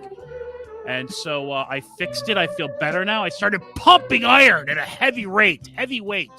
This is testosterone you take it. Up the weight. Started pumping heavy. He's taking a lot of testosterone. Come on. That's what finally broke me out of it. I started hurting myself in the gym by pumping iron. He started putting holes in his walls. Are you serious? No, I'm not kidding. That's what finally broke me out of it. Working out is great. It's so hard. Well, no, I was already working out, but I started hitting the weights so hard to the point that I was hurting. I was in pain every time I did it. Like really pumping iron, like better more than Al Pacino in Cruising. There's no point in drinking, for instance. It's just no drinking. For when we have our arm wrestling match. No. As soon as I start to feel kind of down in the dumps, I cut out everything: sugar, liquor, anything like that. That's when you any of those kind everything. of stimulants, other than coffee. No, but you need to just stop it in moderation, like to the point where you can handle it, not like just go. Well, I wasn't being excessive with it, James. That wasn't blind turkey. I don't know if you've ever heard of that saying, blind turkey. No, that's right. Cold turkey is the no, proper blind turkey is the proper. No, it's cold turkey. That's where basically you're akin to a blind turkey walking up a dead end street. Yeah, and drinking was on Queer Street. Drinking is not a problem. If I want to have a drink, I've never had like a quote unquote drinking problem. Never. But when I don't feel great, I don't drink. Well, on this show, according to James, you do, I guess. I don't know why. That's Josh. That's true. Josh has a drinking problem. He's actually, I would say, basically a hardened alcoholic, and I don't like it. No. I don't. That's why I banned him from the show. So those kinds of substances never did it. I'm more addicted to sweets than I am to liquor. Yeah, I know what you mean by that. I've been getting sour gums around the corner. Like spotted dick. Incredible. Yeah. Well, Terry, I know that sugar. We were talking about the Exorcist Russell Crowe thing. I noticed that was said in that movie too. They're like, "Hey, you want sugar in your coffee?" He's like, "No, sugar is of the devil." Yeah, well, don't discuss that film. James hates that film, and he thinks anyone who likes that film doesn't like film in general. Well, which film are we talking about now? I told you. No, I'm not saying that. I mean, you did say that. Yeah, you did. Did I? As Modi? You literally, when I told you, I let you go. Do you even like film? Yeah. Yeah, I know I said that, but I even year. wrote to you with that and said, "I'm sorry for saying that." No, that was funny. That was funny. I don't see that. I don't care about that. That would never from you. That's very. When I listen back to some of the things that I say and stuff, the only way I can interpret them is they're supposed to be funny, and I don't understand how people. Oh, that was angry. It's like the video James did on me where he was angry, but funny. James did a whole video on me where he's like, "I don't like Johnny, and if you ever met me, give me a 5-finger sandwich." I thought that was kind of funny. Let that go. I didn't say that. In the ass. We put ourselves though, like I have a big ass. I'm not a violent person, honestly. No, he's not. Yeah. No, but I deserve at the time. That was a long time ago now, and I don't really want to go back down that road again. Yeah, and anyway, so it was nothing to do. So I don't want anyone to feel bad. Nobody did anything to me in particular. Nobody was being mean or anything like that. I just needed to step away and pump iron, heavy iron. Well, no, I think we're all getting a bit on top of each other, and I think there's an element where we can just like trigger each other, set each other off. This is inevitable on anyone who does a video with each other week on, week out. You're bound to get like on people's backs up and stuff. I mean, and the chat was what Voltaire was talking about. The chat was the kind of the key of the zeitgeist where a lot of that negative, for some reason, would start. I don't know why. Perhaps. Well, I think basically it's a gamble, isn't it? Basically, you do a video. 1 week it could be all sun and wine and roses. I mean, and the next week it could be basically like Cannibal Holocaust. Well, I follow Voltaire's motto of never taking your problems to the show, so I always try to come with just a default state. It depends what your problems are. I mean, I'm fine with discussing things which are just everyday problems, but yeah, you're very open. If people have got like massive anger issues and stuff like that, then No, Like I Voltaire? just that I don't have anger issues. I was not. Anger issues are easy to solve. Yeah. My issue was everybody. Let's face it. Everybody might feel down in the dumps now and again. Yep. And I have a usual remedy that works, and that remedy is diet, exercise, and cut out drinking and sugar.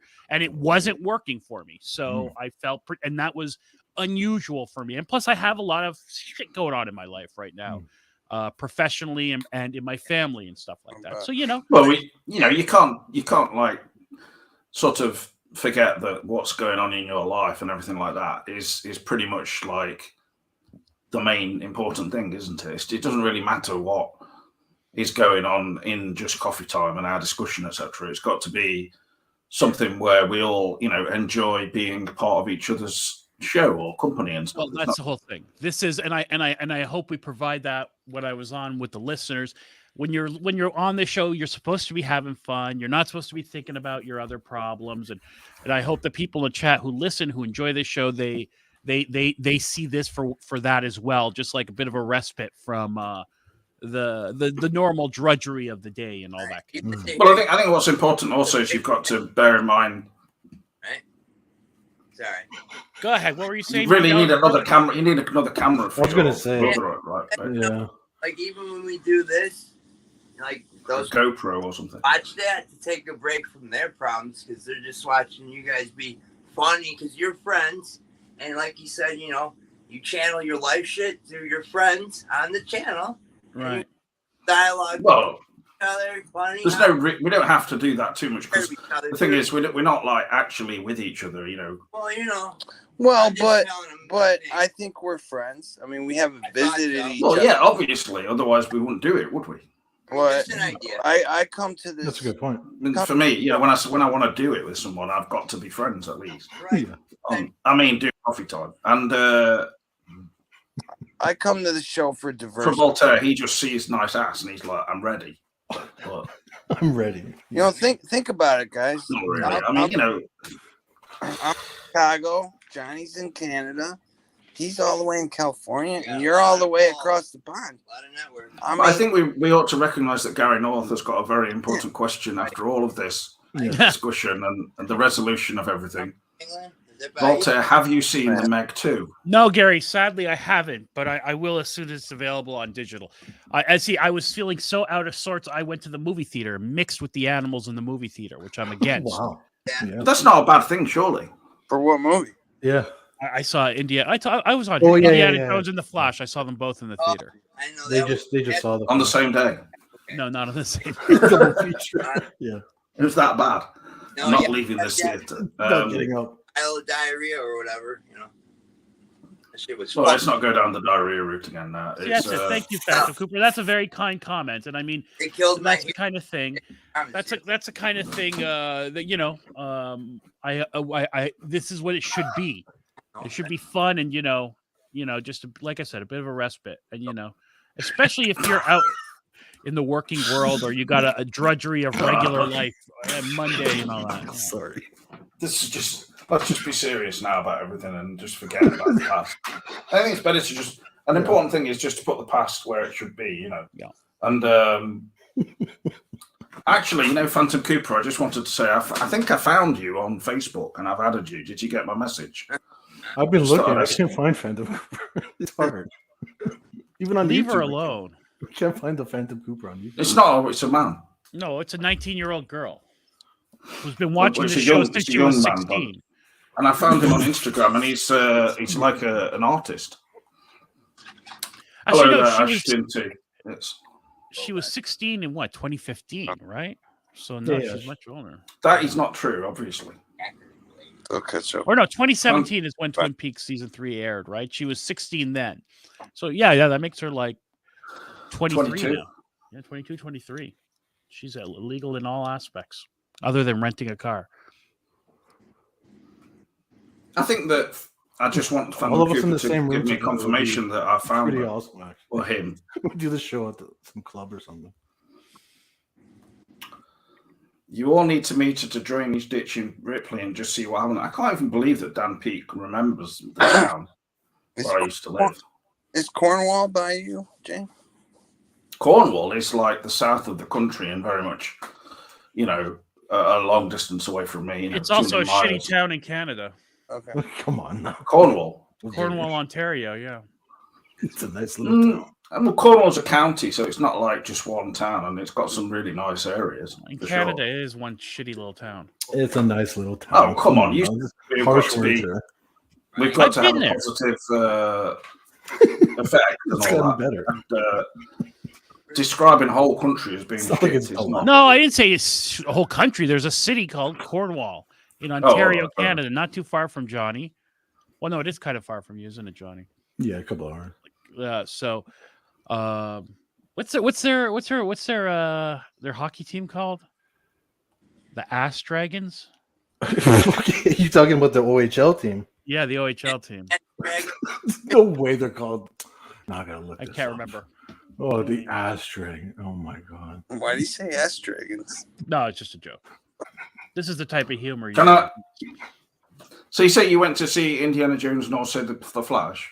I saw both The Flash and Indiana Jones in the I've theater. seen both of those as well. Can't believe they're still in the theater. No, this was a while. I saw them when they first came out. Yeah. I actually found the Indiana Jones film okay for what it was, really. So Fucking awful after the first half hour. no way. I mean, no, that's ridiculous. Broke my heart, dude. And my heart's already broken. What about you, Voltaire? Then Killed the hero that day. There was the skeleton of a good movie was in there. There was some elements I liked, but there was a lot of stuff that I just felt was unnecessary. But there was some elements I liked in the movie. I'm not going to say it was. I'm looking forward to rewatching it when it comes out on digital. I think it's actually. I know, but that kind of thing for a film nowadays, to me, is like quite good. Because this week I went to the cinema, and I mean, I only went to see it because it was on the biggest screen in Derby, and it's the epic, The Equalizer 3. Yeah. And I don't really know what to say about that film other than it exists. Okay. I mean, first one's not bad. The first Equalizer is a pretty good. No, the first film is actually fine. It's decent for what it is. The second one lost me a bit, but this one is just it's just a bit dismal. That's the problem mainly, I think. Yeah. So hey, Voltaire, would you agree with me that if that actress was played by another actress, perhaps, and maybe the boat scene wasn't in the little tank It of was water? the writing, Mandela. It wasn't the actress. The actress is fine. It was the writing. I actually quite like her because I because of that I went and watched Fleabag, and I thought Fleabag is like Johnny, just what? I guess that. Just constantly making noises. No matter what girl played it, it was brutal. And it wasn't her. What about Fleabag? Have you watched Fleabag? Yes. I have. As I haven't. So there you go. No, I'm asking Johnny. Yeah. Oh, well then, it was good. You liked Fleabag then? No. Okay. She's better in that. Her character, looking at the camera. That's her thing, right? You could tell she wanted to look at the camera so badly. Well, I agree with Johnny on that. Yeah. There you go. No, but I mean, what did you think of Fleabag? No, it's good. I'm saying it was good. Which, like in that her world of comedy, that is no, good. emotionally, that I'm asking, what did you think of it? The emotions that were portrayed and stuff. Because I didn't think it was that emotions. Funny. Yeah, because it's quite an emotional thing, Fleabag. I thought it's an English version of Sex in the City. Yeah. It's not like that at all. Obviously, you've not watched it properly. I watched every episode of Fleabag. Okay, but Johnny, the season with the priest was I don't believe terrible. The first season was okay. But what I thought was that this is going to be a laugh out loud comedy. It's not at all. It's actually tragedy almost. Why is it tragic? Because it's about her not being able to overcome her friend's, accidental suicide. That's interesting. And then in the second season, it's fairly apparent that the priest is like pretty much bipolar, I would say. Wow. So it's definitely not Sex and the City. It's quite The dark. priest is definitely bipolar. Really, I didn't get that from that. I would say so. Yeah. He's for one thing, he's got a pretty serious drinking problem, and then his behaviour. He seems to have these moments where he's just like he can't deal with people. Basically, you're saying a man willing to take a vow of chastity must be bipolar? Well, obviously, it's not just that, is it? But that is part of it. I mean, a man who totally divorces himself from any kind of sexual contact because he's afraid of intimacy. There is a mental health quotient there, isn't there? Because I can recognize that myself. That's an interesting take. I never saw that as that deep a show. I didn't get. No, it's not. It's not that deep because after all, those are very deep topics. What you've just pointed out. Yeah, but they are there if you want to find them. But I don't think that I'm just basically sticking, labels over things and saying that's that. I'm not saying it's for sure. I'm not invalidating your take, but it's an interpretation because if you just go on Reddit, there's people writing all about it, So, and I didn't expect it to be that. I thought it'd be some kind of laugh out loud sex rom-com or something, but it's not. And you don't see any nudity in it either. Well, you didn't see nudity in Sex in the City either. No, but I mean, I expected it at least to be some, because if it was a comedy, but it's not really that laugh out loud comedy. What, like Benny Hill type of thing? I did expect it would be something like Benny Hill, yes. Benny Hill. Benny Hill. Yeah, with her running around chasing after men, this kind of thing, around a Benny park. Him, the preacher, slapping a bald headed man. He had a Mandela effect there. No, Benny Him is a preacher. Right. He's a televangelist. Well, anyway, should we move on to I didn't know the English knew who he was. Voltaire, what did you think of The Flash? AKA, how do we market this behemoth? Yeah, interesting. I saw it in the theater and I thought it was like a solid 7, and then I was rewatching it on HBO Max because it's released now on streaming. And it went down a notch. Yeah. Some of the writing that I found kind of went charming. down a notch in the theater for me, I think. It's funny. I've never had that happen where it reversed. You've had movies where you watched it and then you've actually gained appreciation for it. And usually that's how it works. The second the rewatch. The trouble is, even though the film has parts in it, sequences that are decent, it doesn't make up for the rest. Like when it has to have 3 separate sequences of that, the multiverse bit where it's people just all like, that's terrible.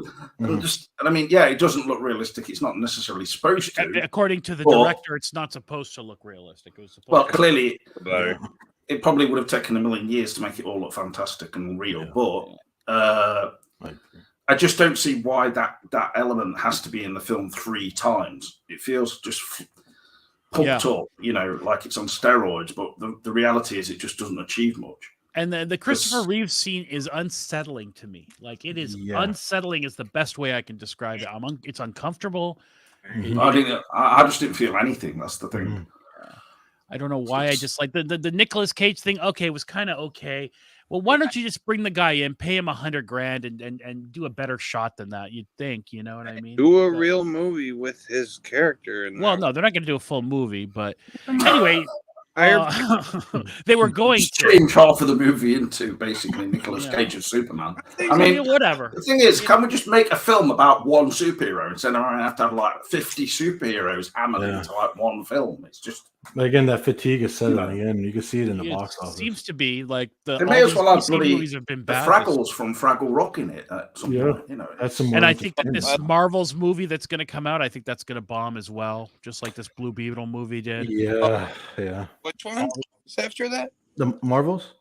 The Marvels, the Captain Marvel 2, basically. I think that's going to bomb. I'm curious how it won't bomb though. Literally, it'll do moderate business, but I think people are just there's no interest in all these. So you don't think it'll do like the Flash and like the Flash worse than the from box office standpoint? So did Shazam. So did Blue Beetle. No, but James, you think that I don't know. I honestly don't. I don't really measure them like that very much. I think the thing is these films are not doing the blockbusters they expect them to. No, so that's classified as a bomb. But this film is still making many, many, many times over what many small films that are probably far more interesting are making. Yeah. So, it's just basically the fact that the budget is wasted on so much, correct? Yes. Insanity. Well, there's no half reason the time doesn't even end up on the screen. It's just well, isn't that ironic? Yeah, they spend all this money and then we'll cut it and edit it. Well, no, I mean, and look at the first Captain Marvel movie, which was in front of Endgame. $1 billion at the box office. Wow. This is not going to. This is not going to sniff that. Wow. It's not going to make. Yeah, but what about the new? Did you just say Mission Impossible? No, I'm sorry. No. That's another. I actually went to see it with my mum, the Mission Impossible, Very cool. the new one, Dead Reckoning Part 1, and she said it was one thing after another. And I actually said, can I put that on a plaque? And we're going to put it up in Derby. My mum said it was one thing after another. But she's absolutely right. These Gina Woolley nowadays, it just bombards you. They don't. No, but it is actually a good film for that kind of film, though. Yeah, because I see. Yeah, it's like all the actors in it are good. The women, look like good. The men look good. Not that I'm, looking at it particularly from that standpoint. Like great cinematography and all that. Yeah, I'm not looking at Tom Cruise going, yeah. Gay. Running No, now. I mean that doesn't mean gay. That just means appreciating. Yeah, you go. You're. Ooh, what's kicking off here? Ooh, that's lovely. No, don't start going down the Ooh, would you we look know at what that? we're talking about. That. Little Tom I am Cruise. actually ordering the Fist of Love, so don't. Yeah. No, the film is like 2 hours, 45 minutes, and it ends with this sequence that is really good, actually. So you'll enjoy it when it comes to streaming. But I think the film had problems with getting people to go out to the cinema because it's like says part 1. When people see that on a film, they're like, I was maybe I'll just watch it at home. That's true. And then if this one's good, I'll watch it on the cinema, the second one. Yeah, that's I was going to say. Yeah, that makes sense. You wait for it, you watch it at home. Yeah, then you go see it in the theater. And I just think people are reluctant nowadays to just go out and see a film that they know is basically going to be the same old thing. Like the Mission Impossible films, there's only so much that can do is different. It's just a question of doing it well, really. Yeah, but was it James? What would you rate that film out of 10? Well, I mean, you said Flash 7 out of 10. I mean, but then I don't know. No, that sounds very high. Yeah, I would say that Mission Impossible by that was like 8 out of 10 easily, even higher. But the thing is not very. It's more 7 than out of. that. Yeah, it's more like you're right. Flash, I shouldn't have said that. I mean, when I saw it, maybe a 6. Like it was enjoyable to me when I watched it. What do you want me to tell you? If a movie is enjoyable, Mission Impossible for an action film. It didn't feel like I was sat in the cinema for 2 hours, 43 minutes, or whatever it is. That's good. And it didn't like my mum. Basically, what she was saying is that she didn't get bored.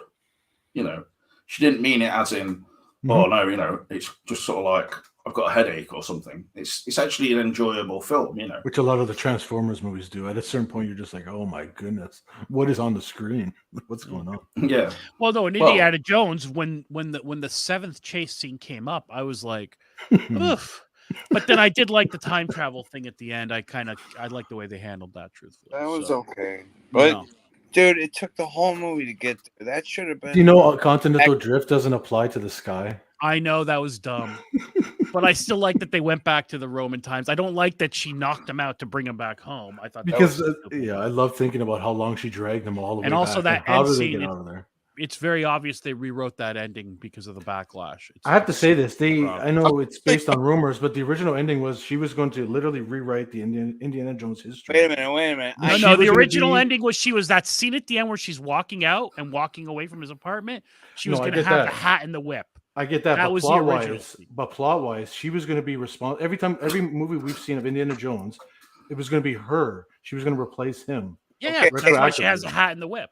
Oh, okay, yeah. Hey. And they had a whole TV series planned for it. I 100% believe that. Yeah, I studied this, but that's where she keep looking at the camera and then have sex first with everybody with the hat on. It's like, she's gonna have some natives. She's like, well, I don't, and she's gonna look at the camera. She goes, "Don't worry, everybody. I will respect these natives and their, traditions. I'm not going to just beat the out of them and steal their artifacts, or something like that." But there'd probably be a scene where she was blacked up or something. I mean, the character was one thing I've noticed that people didn't particularly like her character, but I thought that was the whole point, that she was a bit of a dick. She was punching men out. She was punching men out. There's a scene where she's on the helicopter and she's holding herself up and holding a man holding on to her like she's got super strength or something like that. It's ridiculous. I think she is a good actress, but the character was just totally undeveloped. I mean, I haven't talked in an hour. So, that was one of the endings where she took over, okay? But I guarantee another ending was Indy was healed with that spear, because that spear was all throughout the movie. The Nazis had it towards the end, when they were on the plane. Yeah, it's an underdeveloped plot point. Okay, and they didn't want to do Christian Spear hails somebody, so they probably cut that out, and that's why they had to drag him back. Because I heard there's like 6 different endings to this thing. I heard the same thing. Oh yeah. You know, before we totally transition out of Flash, you guys all saw it now. My brother noticed something. When Ezra and them go to see Michael Keaton, before Michael Keaton agrees to go with them, there's like one shot where he's kind of at the back computer or something like that. He's sitting down, and his hand is in front of his face, and on his hand is Joker paint. Like he's been. What? I swear to God, you go back and watch. Yeah, there's. I'll pull it up right now. Joker paint on. Okay, yeah. That sounds like bullshit to me. Oh shit! Where it might have been a sub. Pull it up. Even cut. I'll pull it up right now. Where It's coming up later on when Michael Keaton's at the computer? You're saying? Like they go to his house. They go in the back when they're eating spaghetti or whatever. Well, no, he doesn't go down. They go use the computer before Michael Keaton comes down. It's like one shot of him considering going with them and sitting alone. Okay. I think he's at the back computer if I remember right. Yeah. Okay, because I'm thinking in the universe. I mean, maybe he's not, but it's I thought. I'm sure you didn't take something before going to see this one. But yeah, if you look at his fingers, there'll be like a close-up shot. When you left the apple juice outside the cinema. And then grabbed it for the afterwards. Joker Easter egg. You know, there's sorry, just look what I just found out. Remember how when we would do the the Dragon show and we would do the recaps and I would put my screen up from Max. They have a new thing where if you try to share your screen on StreamYard while you have Max up, it says you can't do it. Oh, come on. I just tried to do it. It won't let me even hit present. Oh, that was great back in the day. Yeah. Maybe I need to change from StreamYard to something else. I've been thinking there's nothing else, is there? That's the whole thing, James. I was restream. Anyway, yeah, I'll look for that the next time I check it out. To be honest, you could find just a screen cap, and I'll find it. Show that. In one of the iterations, older Batman, he starts to have attributes. He starts to go crazy and become the Joker. So I thought that was just a little nod to maybe this is one of those, and that's why he doesn't want to go with them because I do remember there's an alternate universe where it's he gets killed in the alleyway, Bruce, and his father and mother become. That's another version. That's the original Flashpoint story. Okay. May I just intervene with? I posted this like on the 3rd of August, and if I'm not wrong, it's now a month later, and there's people liking it. Like this is about a Derby actor. Can you please help us with this issue? The last thing anyone needs in Hollywood is striking actors in UK or Queer Street. Yeah, he's basically. No, he's saying that Hugh Grant has offered or was given this role in the new Willy Wonka film. That's because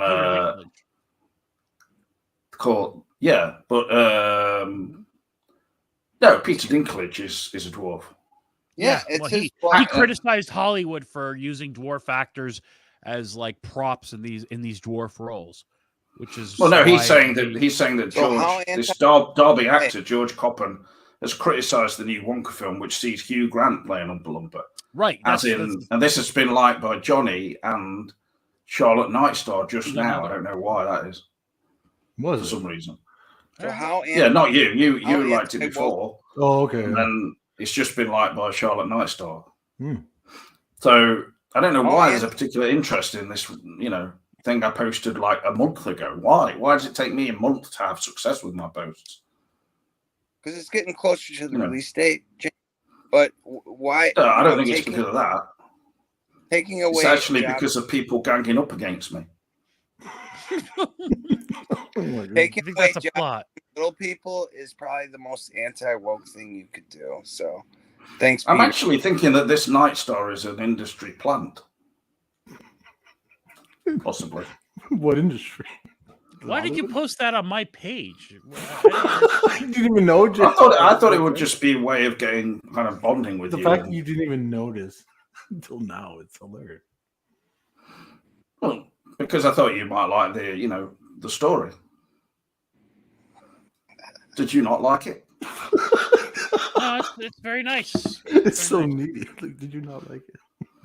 No, it's a question. I thought it would be a way of trying to sort of build back. No, I friendship, wasn't but- checking my Facebook, so I didn't even know. The Voltaire, this is James' way of making. We're all serious people. And then why'd you print the heat of this gay band? You know, he's trying to make just laugh. noticing it now. Well, he is actually gay. So it's someone my friend knows, you know, from, I mean, you know, I can like all sorts of music, whether it's straight, gay, whatever. Come on. Yeah. Well, that got Davern to comment about it. Why not invite the two of you two to interact on your show? You could have two basic crews regularly co-hosting with you as following, and he suggests the crews. Mhm. Isn't that something? Yeah, it's Millie and you and me and Mandela Man. Who's Where's Mark this? Morrison? I don't even know these people. I'll take the night shift. Jesus. Voltaire Lynch likes a Lynch. Your ass has been on my mind 24/7. Voltaire Lynch, Millie Moo. You two bring the heat into my parlor. Yeah, that's true, actually. Yeah, I got very jealous from that comment too. So who's negative in the chat, Voltaire? You talk about drunk Benny. Yeah. Oh well, I figured. It's I'm always different Benny. But I understand he's a friend of James, and I respect that. Yeah, you know? yeah. No, I do too. Yeah. He sure likes to argue though. No, he's not. That gay singer is not my friend necessarily. I'm talking about drunk Benny. Who? Drunk Ben? Other Benjamin. Oh, yeah. No, I mean, 1.2 he's just been around since we were basically doing chats ever, Yeah. you know, online. Yeah. So, Right. So I mean, yeah, I don't sometimes understand what the point of him being in the chat is, but on the other hand, he's grandfather, and yeah, I understand. James has an affection, and he feels protective over him, which I understand. Well, I don't know why he ever blocks anyone. They're all viewers. I know. well, I had, to be honest, the only person I've blocked at the moment now is Davrin, and that's because That's a the shame. way it was going, because it basically was just Davrin. Shame on you. No, but he's just baiting me all the time to say something about Cameron. Everybody, James has a legit reason, yeah, because he comes in and So- just starts swinging for the post for some reason. He really is angry with Cameron for blocking him and stuff. So he comes in and he's just going on about what It's do you been think for this viral, new, yeah, for you a know, while. Yeah. Cameron's planning on doing, you know, something else to do with Queen of Hearts. Oh, And so, you know, I don't want our chat to be focused on that kind of thing. It's just, On what? Queen of Hearts? but also Davrin told me it's private stuff and then denied it as well. Like, Well, that's his prerogative. disturbing stuff. Well, he told me he had borderline personality disorder. Okay. Yeah, we don't have this. Yeah, Come on now. unless he's telling you that on the air, maybe don't share that. No, I mean it doesn't make any difference between, in my opinion, That's because enough. There's HIPAA rights to consider. Am I enjoying Ahsoka? Yes. You know, it's interesting. Okay, no. But no, I'm not. Look, Johnny, I'm not going to be one of these people who hates everything. I want Star Wars to be good. I try want not to, it but be. it's so slow. It's so far. I'm still cautiously optimistic. Ahsoka's balls. It's what? Ahsoka's balls is the story. I wouldn't call it balls yet. I'm not It's ready so to say that. slow and so drawn out, Voltaire. Is it- And I mean, look at she that. doesn't This is- represent her. This is the problem with character. the week to week thing. And they should really embrace, like, if you watch that Nick Fury show, it is not 6 episodes worth of whatever. Had they done 2 hour-and-a-half back to back, like a mini series, you know what I mean? One question, Voltaire. Would have been super popular. Her stoicness that is beyond. There's no charisma. Yeah, They're trying if to it go for wasn't- Obi but Wan here's the thing. classic Kenobi, but I she's agree. not- I agree with you, Johnny. But here's the thing: Deadpan. there's character development is allowed to happen, and the person who wrote this is the person who But created it's already the happened. character. We've But already Dave watched it Filoni happen. created the character. We watched He Clone Wars, Rebels, and then we know it's happened already. You know what I mean? Right. She's more stoic now. Oh my God. That's what, and she's older. You know, what do you want? Yeah, But Filoni wrote her, and That's he hey. created her. This is where Okay. she is in life. More like the actress, like an actress's excuse not to emote. You think so? You think that's what it I is? I honestly, Everyone is This is trying a- to say that. this is People my are new saying that she's girlfriend, being told not to- Walter. And I Hmm. think it's the Oh my director. God. I don't think it's her fault, maybe necessarily. It's No, the- she's a good actress. She's actually great Yeah, actress. but Yeah. it's a lot of stuff. Mhm. That's dope. That's This a is bomb this is ball. a Russian transsexual. Whatever. Well, it is a Russian, social media site. Their version of Facebook, basically. Well, I mean that's fine. I'm pointing out that it's a This is a must-read book. It's an FTM. Female. Robert Iger, The Ride of a Lifetime. Again, sexual. May as well call it something like Fist of Balls or something, or the Fist of Love. I mean, you want to get really weird? Balls on the mind. They have special Mickey Mouse episodes where they admit that they moused it up, like they loused it up. Yeah, it's really like they're in some real. They're like crying out for help. Listen. It's very interesting with like Mission Impossible bombing was really interesting to me, and Barbie. It didn't bomb. Well, I mean, it didn't mean bomb is the wrong word. Okay. Yeah. Anything. Sorry. They expected it to be 800 million plus from the box office. It didn't come near that. You know what I mean? But the thing is, there's no reason for them to expect these films to be making as much as like Mission Impossible 2 before the pandemic, for instance. They've got to remember, like, a lot of their core audience may be dead. What about Top Gun Maverick? Or what about Barbie? But Top Gun Maverick appeals to this whole, nostalgia crowd. Mission Impossible doesn't have that, does it? No, that's true. It doesn't have the novelty that that one had. Top Gun had a word of mouth factor, where everybody kept saying, I've never been that much into the original Top Gun, but I really like Top Gun Maverick. That's kind of what happened with Barbie too. It's like, please. It Barbie wasn't that had good. An original concept, and it got women to the theaters. Right now it's the number one film of the year. Second is and Mario, 5-year-olds. and third is Oppenheimer, I believe, or something like that. Yeah, I mean that got people. Did you see that? Or... No, I haven't seen that, and I haven't seen Oppenheimer. I wouldn't see Oppenheimer in the theaters 3 hours plus to watch that shit. I already kind of know David Lynch. To watch Oppenheimer's worth seeing on a big screen. Is it? But he doesn't use any CGI or anything like that. No, I would say David Lynch. It's not as impressive as Part A, for instance. Yeah, exactly. Yeah. I would it just looks like something blown up, basically, and that's it. Nolan doesn't. Screen. Pretty dope. Unlike Josh, I don't suck Nolan's Is that dick when they're on vacation in Croatia. Those are kids that actually dress like that. Are those fans cosplaying? Or is that AI? These are Russian creeps cosplaying communists. Go back, but wait, keep going. Yeah, which ones are we talking about? Like, These ones. These ones. These ones I don't like. They're just freaky. Is it AI?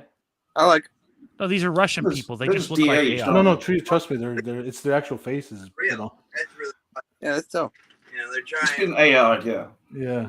Okay. That's pretty. I don't think Disney has a hit like Barbie in them, Gary. I really don't. I don't think that they can do it anymore. And you would think it would have to be like they'd have to come up with something animated again, like Frozen or something brand new for them. Yeah. For them to hit $1 billion again. I mean, they just don't make films that are like the thing with the Barbie film is it appeals to like mothers who might take their children, like just 7-year-olds to go and see it. Okay, good. But then there's going to be all the people who go and see it, like tongue in cheek. Like even I might go and see it and stuff. Right. Right. So it appeals to a wide audience. What I was going to say is there's that new Snow White and the Seven Dwarfs that could have been their big hit, but now it's already got such bad exposure that everyone's is already considered a bomb before it's come out. It won't have any tongue-in-cheek aspect to it, will it? Particularly, no. Whereas the Barbie film is like that from the off. I mean, yeah. The whole thing is basically, not to be taken that seriously. I don't know, unless you take Barbie really seriously, like some people might. But like people going in cosplay and stuff, men going dressed as Barbie. I mean, that kind of thing does happen. Oh, we're pink. Go to the Barbie. You can see here, it's like even infiltrated Twin Peaks fandom, like Barbie on one side representing Dougie, and then Oppenheimer representing Mr. C. Like, Jesus Christ, the work that went into that. Yeah, this is how bad things are in Russia, everybody. That's the kind of meme they're creating. Like, I wasn't thinking of Mr. C when I went to see Oppenheimer. I mean, no. What a ridiculous thing to post. Mr. C wasn't born out of the bomb. I know these people make me really angry. I have to write a comment on this, saying, what on earth do you think you're doing? I don't know why. This is fine. There's nothing wrong with this. This is what Josh. Well, this is just somebody taking photos of like their Twin Peaks toys, soundtrack their models, and like a cosplay. Well, not a cosplay. What would you call this kind of thing? A figurine. Yeah, it's a model figurine, whatever. Yeah. It doesn't really look like Cooper in the face, particularly. It just looks like random dude. I think that's that expensive one they were selling. I mean, it looks a bit like him, but it looks too from a distance. When you're closer, it was like just looks too kind of average. What was that guy. one with Bellucci? Who are those two guys sleeping? I don't know. They're just like doing it with some kind of film. Well, you could do a Google. No, that's a famous scene right? from some TV show or movie. It's from a Russian film, most likely. It could be some other. Look at that comment from Alexei Yurov. This is how depressing it is to live in Russia. Look at these people. God. Like this is that's just how the average Russian looks. His response is just to post like a painting. That's actually Vincent Cassel. Because he was married to Monica Bellucci, remember? Oh, was he? So okay. It does make some sense. Oh, you're right. Yeah, okay. Kind of a bit, just sort of like, all right. What is that? It's not subtle, is it? It's very just. I can't do that was her husband once. But I mean, what's this? That's probably like those two guys are probably guys from a comedy that's sleeping. This is not normal behavior. What's going on here? They're having a party. What's that woman doing? I mean, Jesus Christ. She's dead. This is not normal behavior. She's on heavy sedatives. That guy took her upstairs and they're in Russia. I didn't even know they were allowed to have this sort of a party. It's secret. It's in secret. Where there's some joy going on. Yeah. What is this for? What was that for? Like, what is that? It's obvious. It's just a combination of the two roles she played in the. How can you question everything that blatant? Why though? Why? What is the point? I don't know why. I don't know why it says Gorodok either. Well, we don't know what Gorodok means. I mean, this is too. Gorodok. This has got 376 hearts. Oh my god! Because Voltaire, we're in the age. We're in the this age. Is Lynch just chilling. We're in the age of dress up, and this is cosplay. I see. In this one, Lynch is actually in a job centre in the UK, in Derby. He was looking for a job in Derby. So. Yeah. Look at that phone he's using. Is that a real phone he's using? That's a job centre plus phone. Is that a real phone? I told you guys I used to, be different characters when I was a kid. No, they just give Lynch a fake phone and he pretends phone calls people. Yeah, it's a prop phone, so we take some pictures. Yeah. No, Spielberg, I don't want to do your film. He thinks the prop phone is real now at this point. Same with that flip phone. How about it? Talking of which, The Fabelmans, if you've not seen it, Voltaire, and Johnny, you ought to see it. Good stuff. Worth seeing. Look at this quote. One of the greatest quotes from Firewalk with Me from the Missing Pieces. One of the greatest quotes ever. And Mr. Jeffries, the shit it come out of my ass. Yeah. Oh my god. It is. It shouldn't have been cut out. I wonder why that I think it should have remained trying in to tell everybody with that. I love that effect on the stairs. Like, yeah, that was great. Maybe he was saying that when Laura was killed in the train car, she shot herself. And who is that? Who is that telling Jeffries that the shit's coming out of his ass? The guy who worked at the hotel. But why is he telling? He's actually called a bellhop in the script because he saw him. Oh, he shit himself because he was scared seeing Jeffries pop out there. Yes. Okay. Yes. All right. I did them my best. I see the man. I see the man. AI. Something like that. AI. It's terrifying. Like, I hate what AI pictures. The AI Cooper looks like, what's that actor's name with the big nose? Adrian Brody. That's right setting. Because you know why? I bet you the computer matched up a picture of Adrian Brody. It can only be as good as what's out there, whatever we've made as human beings.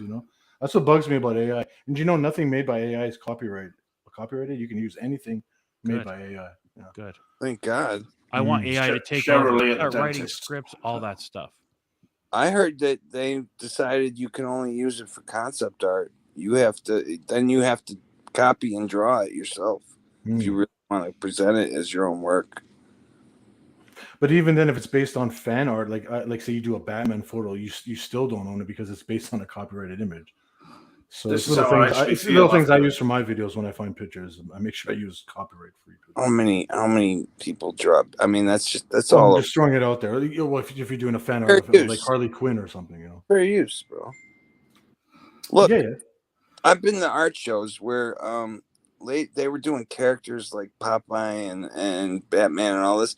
And the lady just gave them skull faces, and she's like, "As long as I change it like 10 to 20%, 25%, I own it. Then yeah. It's not theirs anymore." Yeah. Voltaire, have you played the new demo of the Twin Peaks game? I wasn't aware there was a Twin Peaks game. Very cool. Yeah, I can send you the link, and then yeah, it's very cool. What platform do you have to play it on? For Windows or PC. So you don't have. You just download it and then it loads and it's download from some shit Russian site. No, it comes from a legit. It's a legit gaming site. Yeah, no, it's on the up and up. Where, like, what game? Like, I pay for it? No, it's free. It's a free demo of. It's basically a slice of what the game is going to be. Don't you fucking try to give me some Canadian Canuck virus or some shit like that? It's all good. Anyway, it's now 10:41 for me, so PM. So I think I'll end now. I want to watch some Apple TV and Idris Elba in Hijack TV show. So before I go to bed and all that. But thank you everyone for coming on tonight. Doing things. No, thank you. Thank you for rejoining us, Voltaire. Hope to see you again, of course. Really good talking to you again, Voltaire. Really nice. Likewise. You're not just going to disappear now again for several months, though, are you? Or... No, I mean we'll see. I mean we'll see how it goes. You know, if I measure, if I'm up to standards. All right, push the letter. I'll keep pumping iron. It's always good to get pumped. Yeah, and feel the pump as well. It is good to feel the burn. Yes, it really is good to get pumped, everybody. If you exercise is excellent for depression. Yeah, it's good to get out there. Hey, also medication is as well. True. See your doctor. Better, but Go ahead, Mandela. What were you trying to say? I want to say I love you guys, but if you want to hear a really behind-the-scenes crazy story that we can't say on the air, then stay on after he hangs up. Okay, well now I'm interested. Yeah. Nice. Okay, well I'll just end the broadcast. Thank you everyone tonight. See you in the trees and take care wherever you are. All right, everybody. Ciao, everybody.